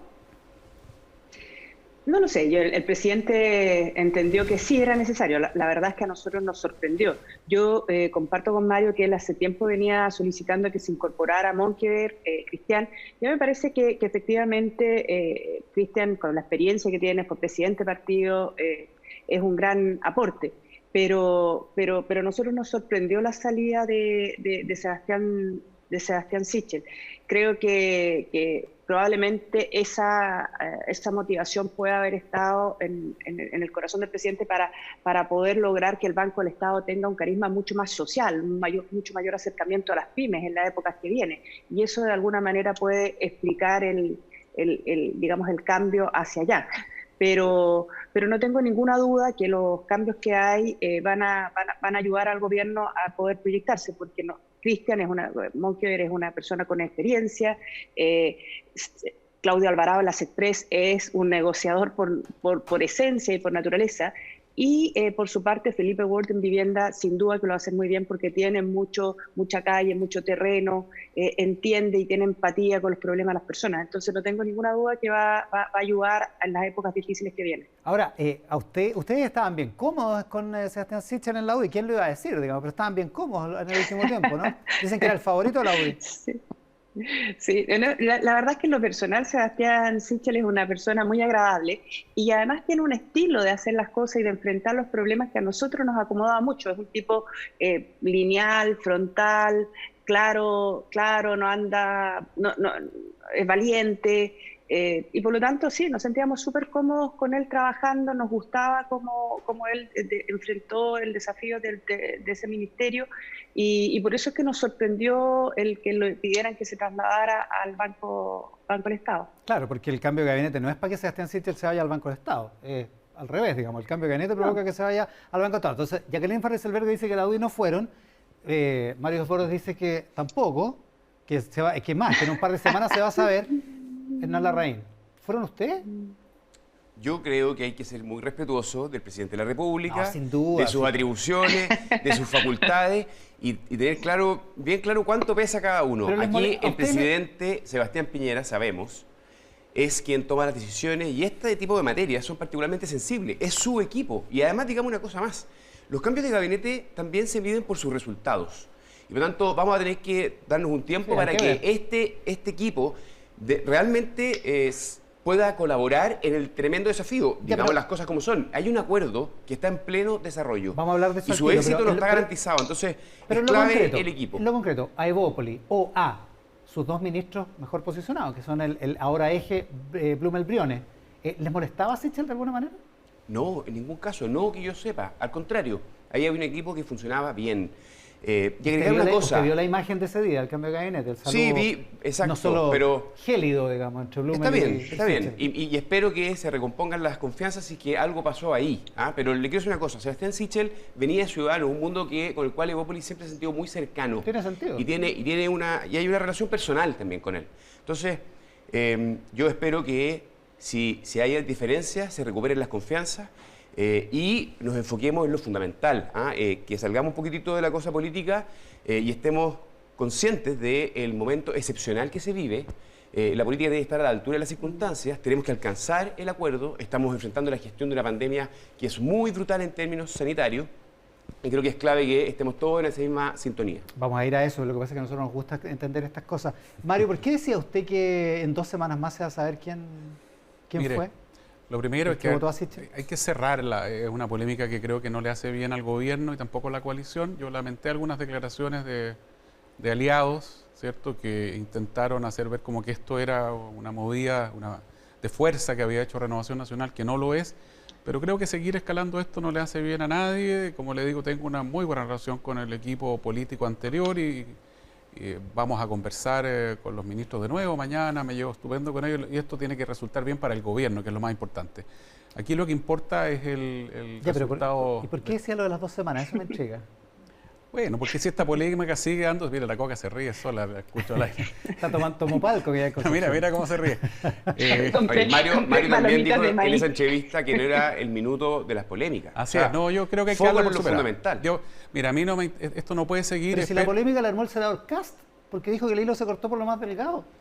El senador Kast hace un testimonio que tiene que ver con su propia experiencia, pero aquí el presidente tomó una decisión y yo creo que hay que respetarla y estoy seguro que las palabras de Mario son sinceras y las comparto. Perdón, le quité la palabra a Mario. Sí, no hay que escalar más esta polémica, es innecesaria y además era bien poco correcta, digamos, porque se intentó ahora entender algo que no era, pero ya está. Y mire, quedémonos con el balance. Allí entraron 2 muy buenos nuevos ministros de SECPRES. No me cabe duda que Felipe, que lo hizo bien en Bienes Nacionales. Felipe le dio a Bienes Nacionales una notoriedad, Felipe Ward, que no había tenido, y estoy seguro que ahora en Vivienda lo va a hacer muy bien también. Cristian Monker, yo creo que nadie discute, y eso también en el balance de la semana, nadie discute de que Cristian le viene como anillo al dedo a este minuto que está enfrentando el gobierno y el país entero. No hay duda de Alvarado, y la otra parte del balance que a mí por lo menos me llena, me parece satisfactorio, la evaluación del ministro Sebastián Sichel, a quien por historia de vida, etcétera, yo me siento cercano y le tengo estima personal y como le digo, tenemos una relación muy buena, hablamos antes y después del cambio de gabinete y me alegra por Sebastián que la gente haya notado su aporte, pero el presidente Piñera, estoy seguro, hace estos cambios con una mirada de mediano y largo plazo y el resultado va a ser positivo. Es que yo lo dejaría hasta ahí y espero que nadie siga alimentando esta polémica. Era que no, ya. Ok. Jacqueline Farres-Elbergue, decía Hernán Larraín que lo más importante es el plan de emergencia en estos momentos y yo creo que para muchos chilenos que están en la angustia, sin duda que eso es así. ¿Hay una sola posición en Chile Vamos, lo podemos confrontar de inmediato, respecto de la magnitud del esfuerzo fiscal y del margen que hay para el gasto o inversión, como se vea, de recursos en esta ayuda a los chilenos durante este próximo año y medio? Yo creo que salía algo en la prensa hoy día, es decir, yo creo que no hay mucho discusión en torno a la capacidad de gasto que tiene el país. Yo creo que en eso es cosa que los técnicos, los economistas se pongan de acuerdo y eso es fácil de llegar a poder, digamos, confrontar cifras. Lo que sucede es que yo creo que acá hay que tomar decisiones y parte de la decisión, y que yo creo que va a ser, y yo espero que prime el sentido común, es que nosotros tenemos que ir en ayuda de las familias que hoy día no pueden trabajar, que han perdido su fuente de empleo, pero también tenemos que pensar en el futuro cercano, porque a esas mismas familias que hoy día, dependiendo de las cifras que van a salir, les podemos decir, ¿saben qué? Vamos a aumentar las restricciones de aislamiento. Después cuando les digamos ya esto está pasando, salgan a trabajar, nos van a mirar con desazón y nos van a decir ¿en qué? Entonces también tenemos que pensar cómo vamos a manejar nuestra economía para poder... ¿Sí? Ustedes hicieron una propuesta económica. ¿De cuánto estábamos hablando con esa propuesta económica que incluía, entre otras cosas, rebajas transitorias de impuestos, rebajas transitorias hasta del IVA?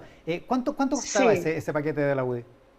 A ver, nosotros eso lo hicimos con algunos economistas. ¿Ah? No me quiero carrilear en este minuto en términos de las cifras, pero era viable, ¿ya? Era una propuesta con distintas alternativas.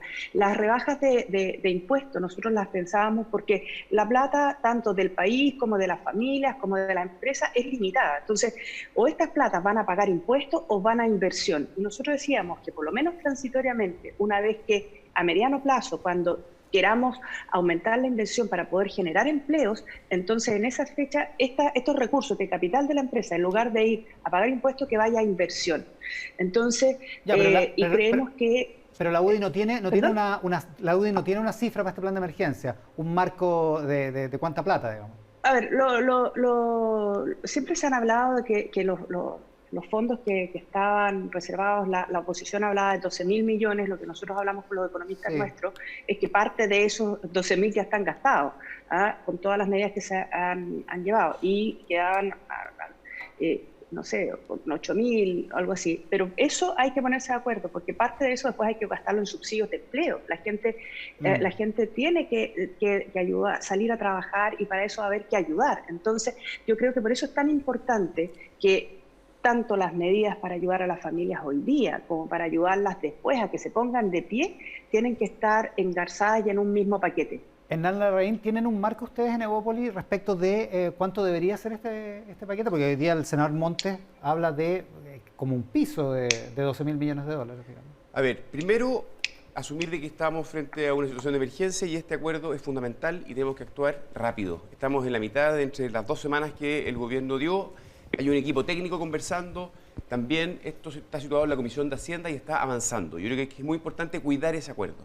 Lo segundo, nosotros hicimos propuestas, más que respecto del marco, lo hicimos respecto de contenidos, particularmente en materia de reactivación económica. Sabemos que hay una dimensión de protección social clave, transferencias para las familias, lo apoyamos, pero creemos que es fundamental que miremos la economía post-pandemia. ¿Cómo vamos a reactivar? Entonces hay instrumentos pro inversión, hay propuestas de rebajas transitorias de impuestos, por ejemplo, que emprendedores que empiecen tengan un año sin gracia, sin pago de impuestos. Hemos propuesto también la metodología del presupuesto base cero para la ley de presupuesto 2021, cosa que recogió el presidente y eso está sobre la mesa, y por supuesto una regla fiscal de responsabilidad pensando en el futuro. Entonces, creo que si somos capaces todos juntos, en los bordes que están conversados entre los 8.000 y los 12.000, y creo que es muy importante la voz de los técnicos, pero que incluyamos con mucha fuerza el tema de la reactivación económica, conscientes de que esto va a golpear mucho a las familias. Un solo dato, la CEPAL estimó que va a aumentar en al menos 1 millón de personas que van a caer bajo la línea de la pobreza. Sobre 2.600.000 personas van a estar en esa situación. Entonces, la cesantía va a ser muy dura.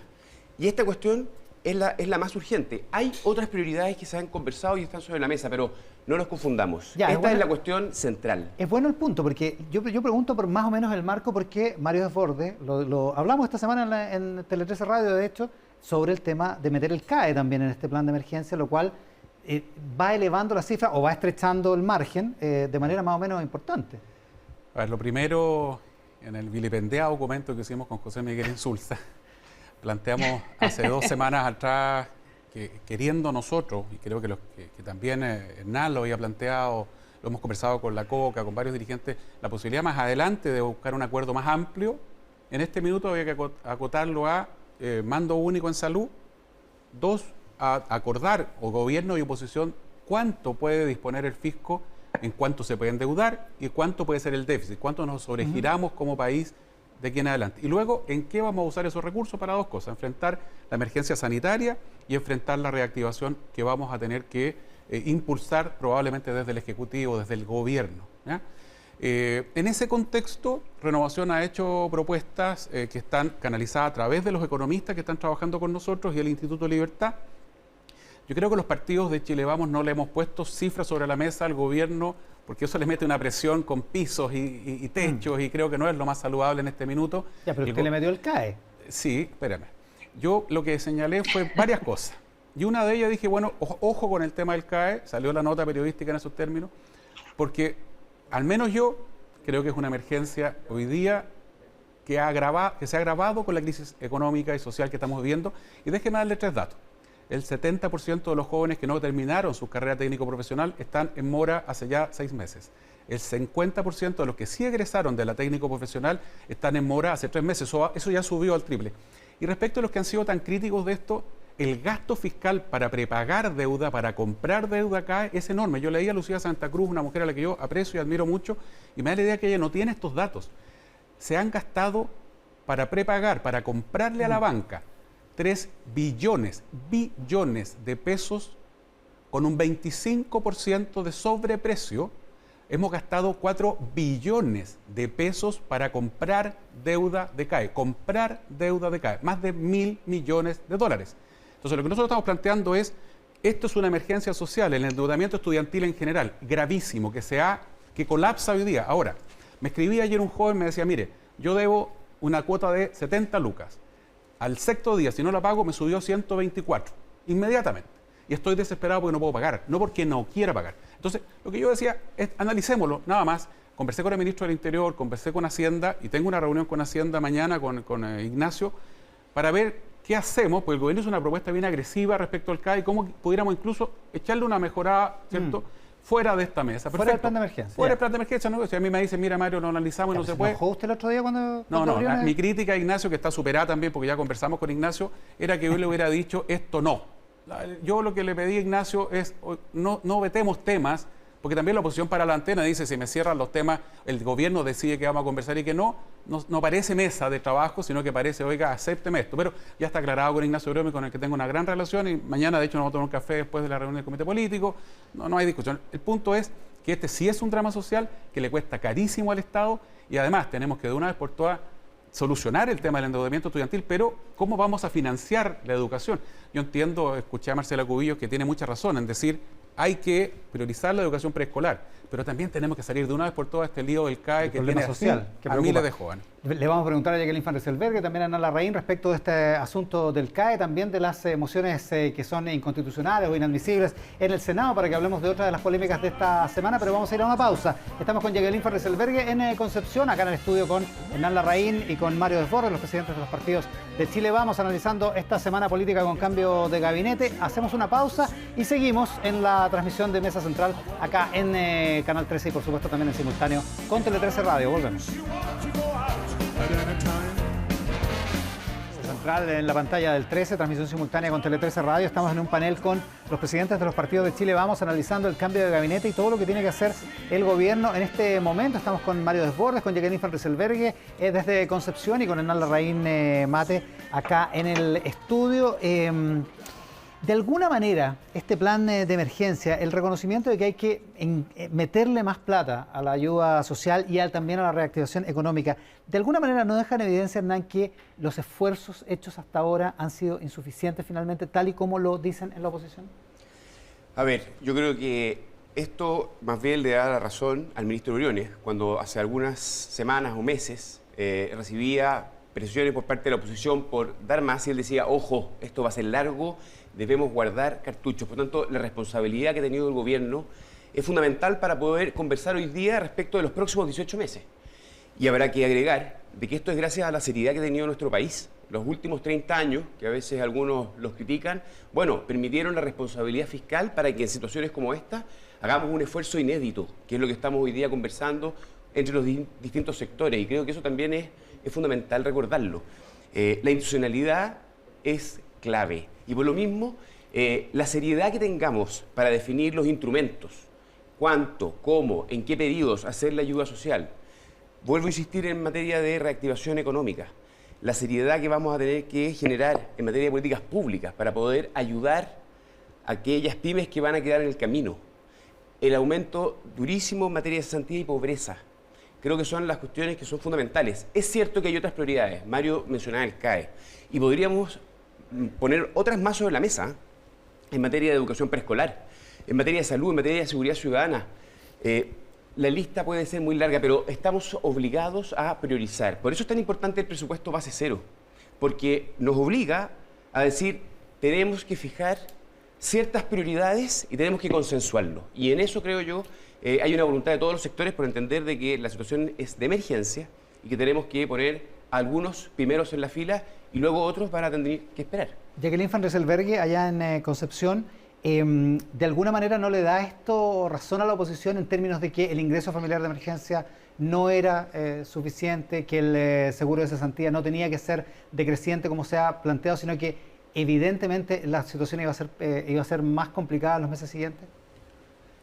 Lo que sucede es que yo creo que acá nadie tiene una bolita de cristal, porque cuando se empezaron a ver todas estas leyes, no teníamos claridad cómo iba a evolucionar la enfermedad. Y yo creo que todavía no hay claridad suficiente, no hay ni un país en el mundo que la haya superado completamente. Hay algunos que la han controlado, han empezado a disminuir las medidas de aislamiento, en algunos casos han habido rebotes. Entonces, como esta enfermedad es nueva, no se sabe bien cómo va a evolucionar. Hoy día ya tenemos ciertas certezas de que esto va a ser largo, mucho más largo de lo que inicialmente se pensó. Acuérdense que en todas partes se decía que el pico iba a ser en abril, que en mayo iba a estar una situación compleja y en junio llegamos a estar casi saliendo. Acuérdense ustedes de eso. Sí, pero Sin embargo, la oposición, senadora, ha evolucionado distinto. Pero la oposición sí estaba pidiendo más recursos desde antes y bueno, parece que los hechos le han dado la razón. Pero yo creo que ellos tampoco tenían una bola de cristal como para saber cuánto iba a durar. Uno podía prever, de hecho yo desde un comienzo planteé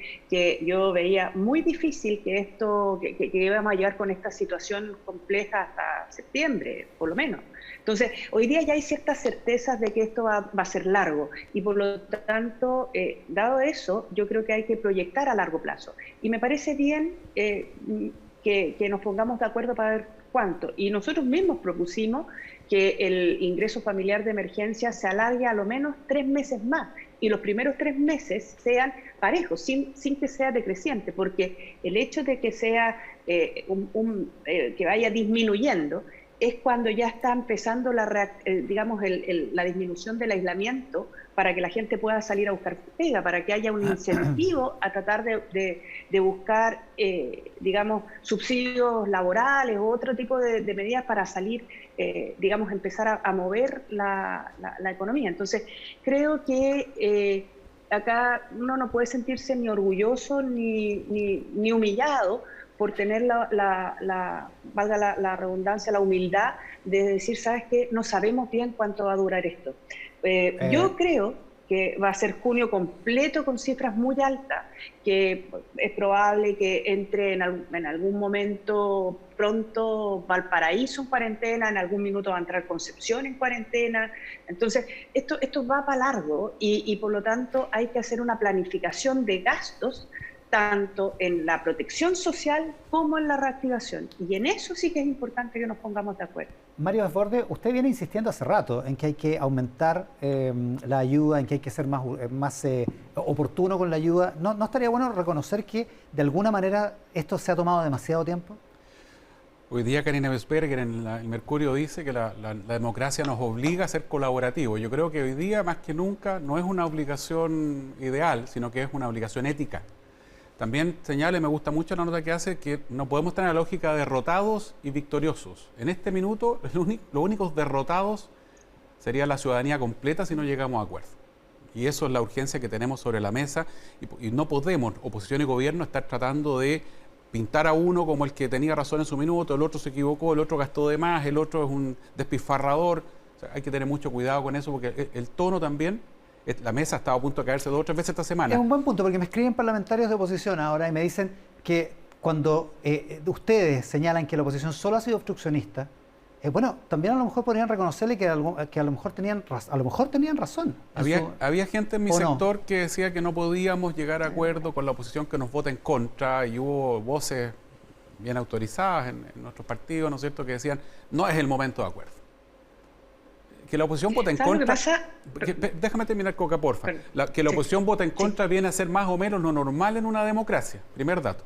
En segundo lugar, en esta crisis, un sector importante de la oposición, quiero ser claro, ha aprobado las leyes que han salido adelante, porque nosotros somos minoría en las dos cámaras. Entonces, no sigamos en esta discusión de si la oposición es buena o mala. Hay un sector de la oposición que no se sube a nada, que no colabora con nada y que no quiere participar ni de esta mesa, ni del acuerdo del 15 de noviembre, que vota en contra, etc.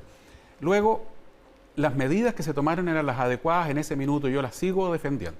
La presidenta Merkel acaba de anunciar ayer un paquete gigantesco de medidas en un periodo que es muy posterior al que estamos viviendo nosotros respecto a la pandemia. Claro. En Estados Unidos se hablaba de 30 millones de personas cesantes hace un mes y medio atrás y se consideraba la cifra peak, el tope, ya era espantoso. Y esa cifra ha sido superada, pero por mucho. La cifra de esta semana es decenas de millones de personas sobre los 30 millones. Entonces, efectivamente, no sabemos qué va a pasar de aquí en adelante y por eso, reconociendo que, por ejemplo, una medida extraordinaria como el FOGAPE no tuvo el resultado que esperábamos, no por culpa del gobierno que puso a disposición las garantías. Y quizá uno dice, bueno, la banca privada, pero ¿qué pasa con Banco Estado entonces?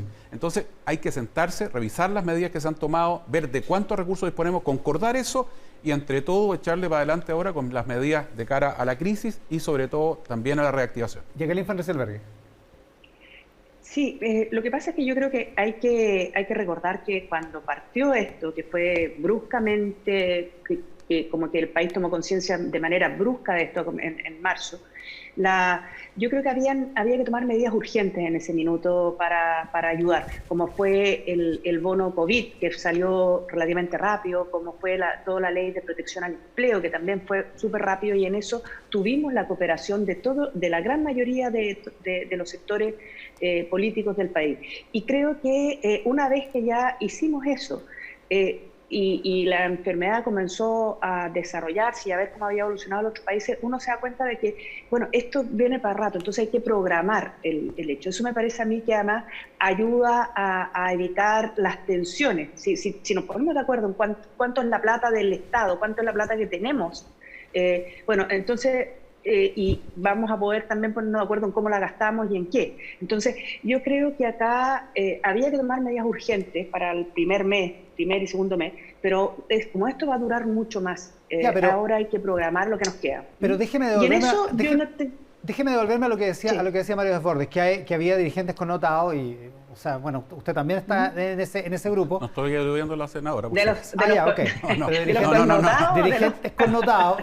Es connotada, pero no era de las que se oponía a la conversación. Claro, ¿no? Bueno, que se oponían a llegar a acuerdos con la oposición. No, yo no. Yo creo, es decir, yo creo que en esto vamos a salir todos juntos adelante, es decir, gobierno y oposición. Y de hecho nosotros participamos de que se llegue a un acuerdo. En representación nuestra está el senador Juan Antonio Coloma, y lo único que queremos es que nos podamos poner de acuerdo. Es decir, y por eso creemos que además tiene que ser una conversación que tenga elementos técnicos, porque estamos hablando de la economía del país. Entonces, creemos que acá lo que no puede haber son ideologismos para poder tratar esto, porque creo que es tan grave, nos estamos jugando el futuro del país, del país que le vamos a heredar a nuestros hijos. Entonces, de verdad que tenemos que ser capaces de ayudar mucho, ojalá lo más que se pueda y todo el tiempo necesario a las familias que lo están pasando mal,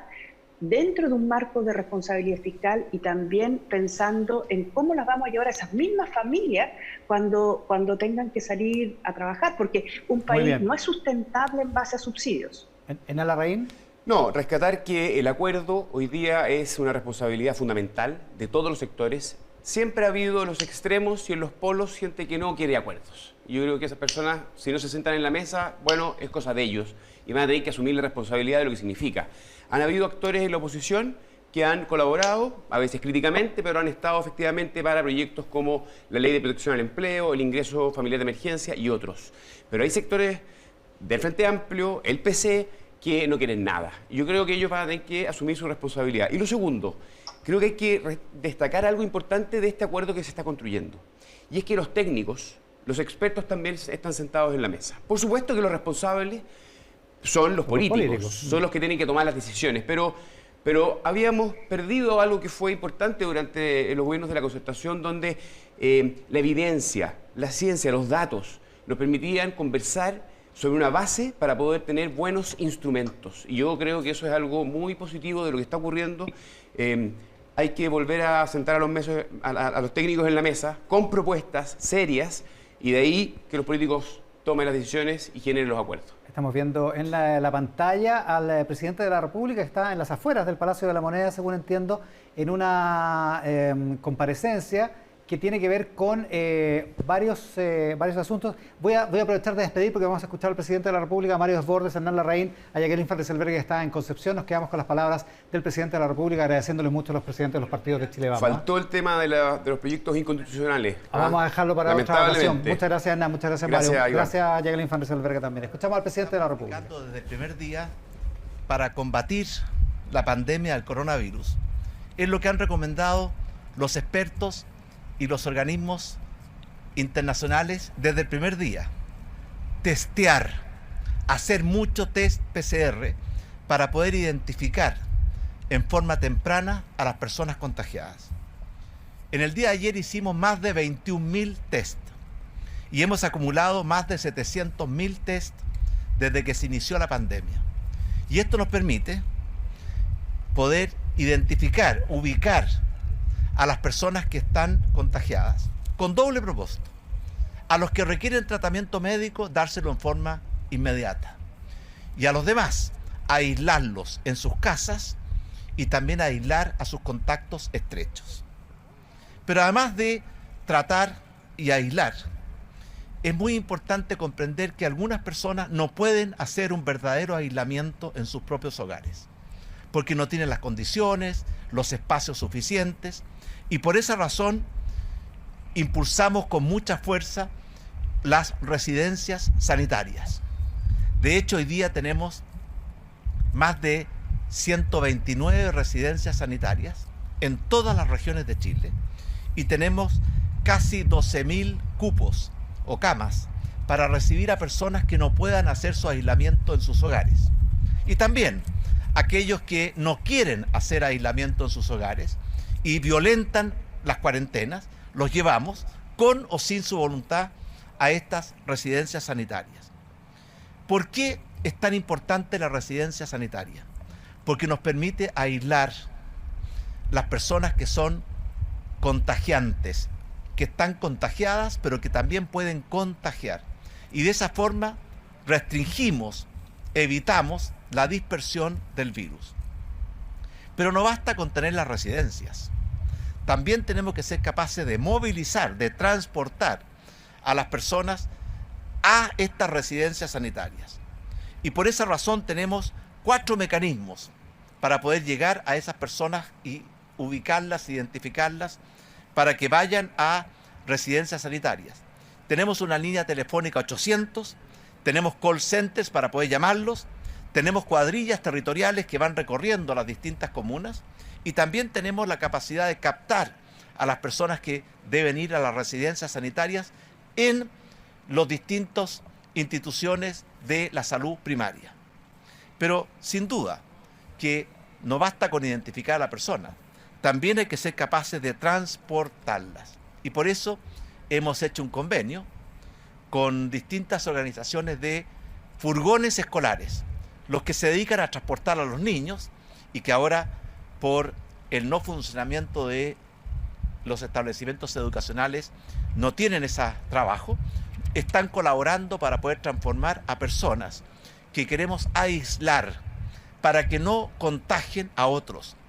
Porque recordemos que aquí no basta con cuidar la salud de uno mismo, también es muy importante cuidar la salud de los demás. Y por eso aquellos que piensan que a ellos no se van a enfermar, yo les digo, pero sí pueden enfermar a otros. Y por eso hago un llamado a cumplir con las cuarentenas.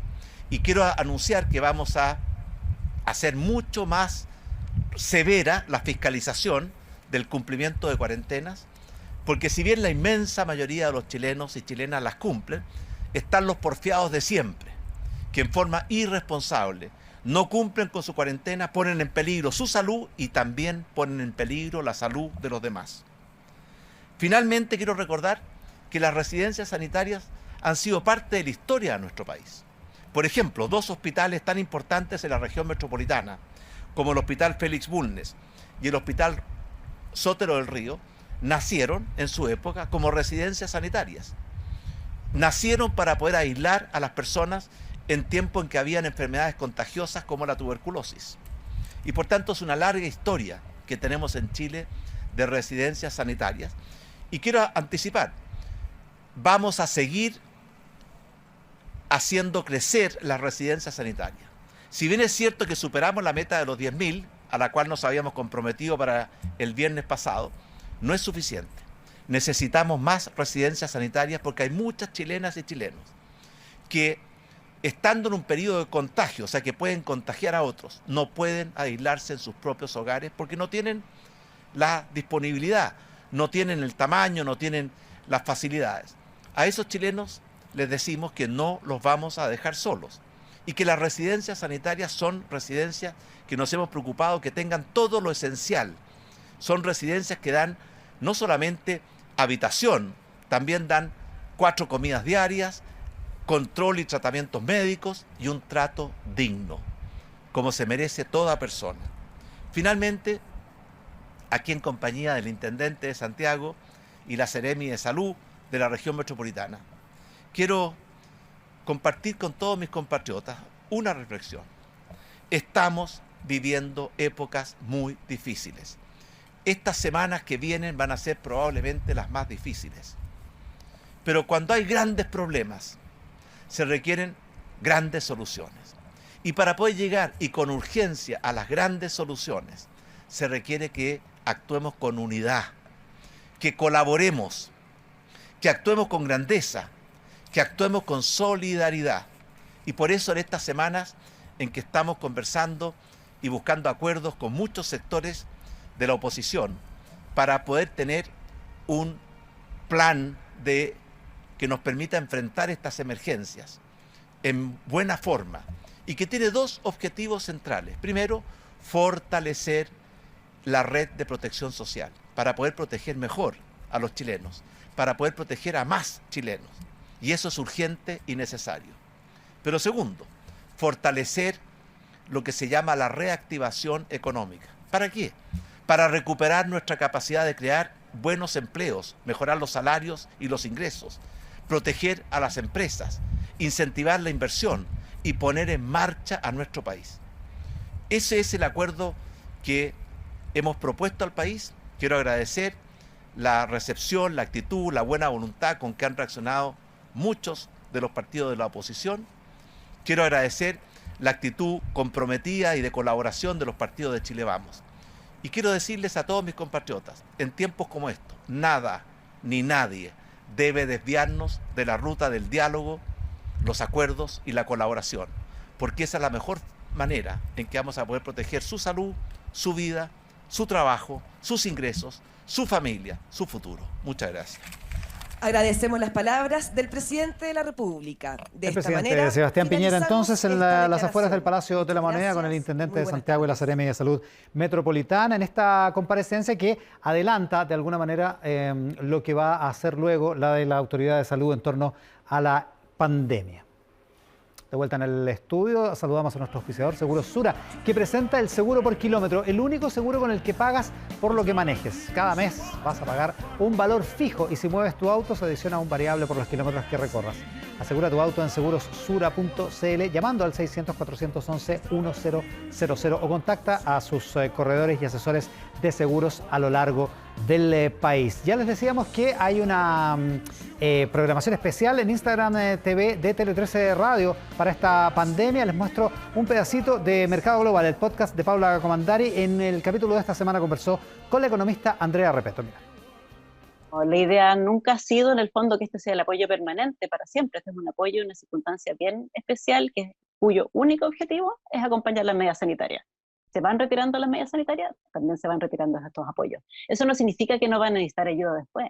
Porque si pasamos mucho tiempo en esto, muchos meses, es más probable que quiebren las empresas, es más probable que el empleo se deteriore, es más probable que sea más difícil volver. Entonces, por eso es súper importante invertir en que esto funcione bien y que funcione muy rápido. Mientras más rápido sea, mejor. Información completa de Tele 13 Radio en Instagram TV. Está disponible, por supuesto, en la cuenta de esa red social de Tele 13 Radio. 1 de la tarde en punto, 1 de la tarde con 1 minuto. Así está Valparaíso, cielo despejado, pero hay mucho frío en la zona central del país todavía. Los dejamos con la edición de Tele 13 Tarde. Natalia López ya está acá en el estudio. Que tengan un estupendo domingo. Muchas gracias por estar ahí.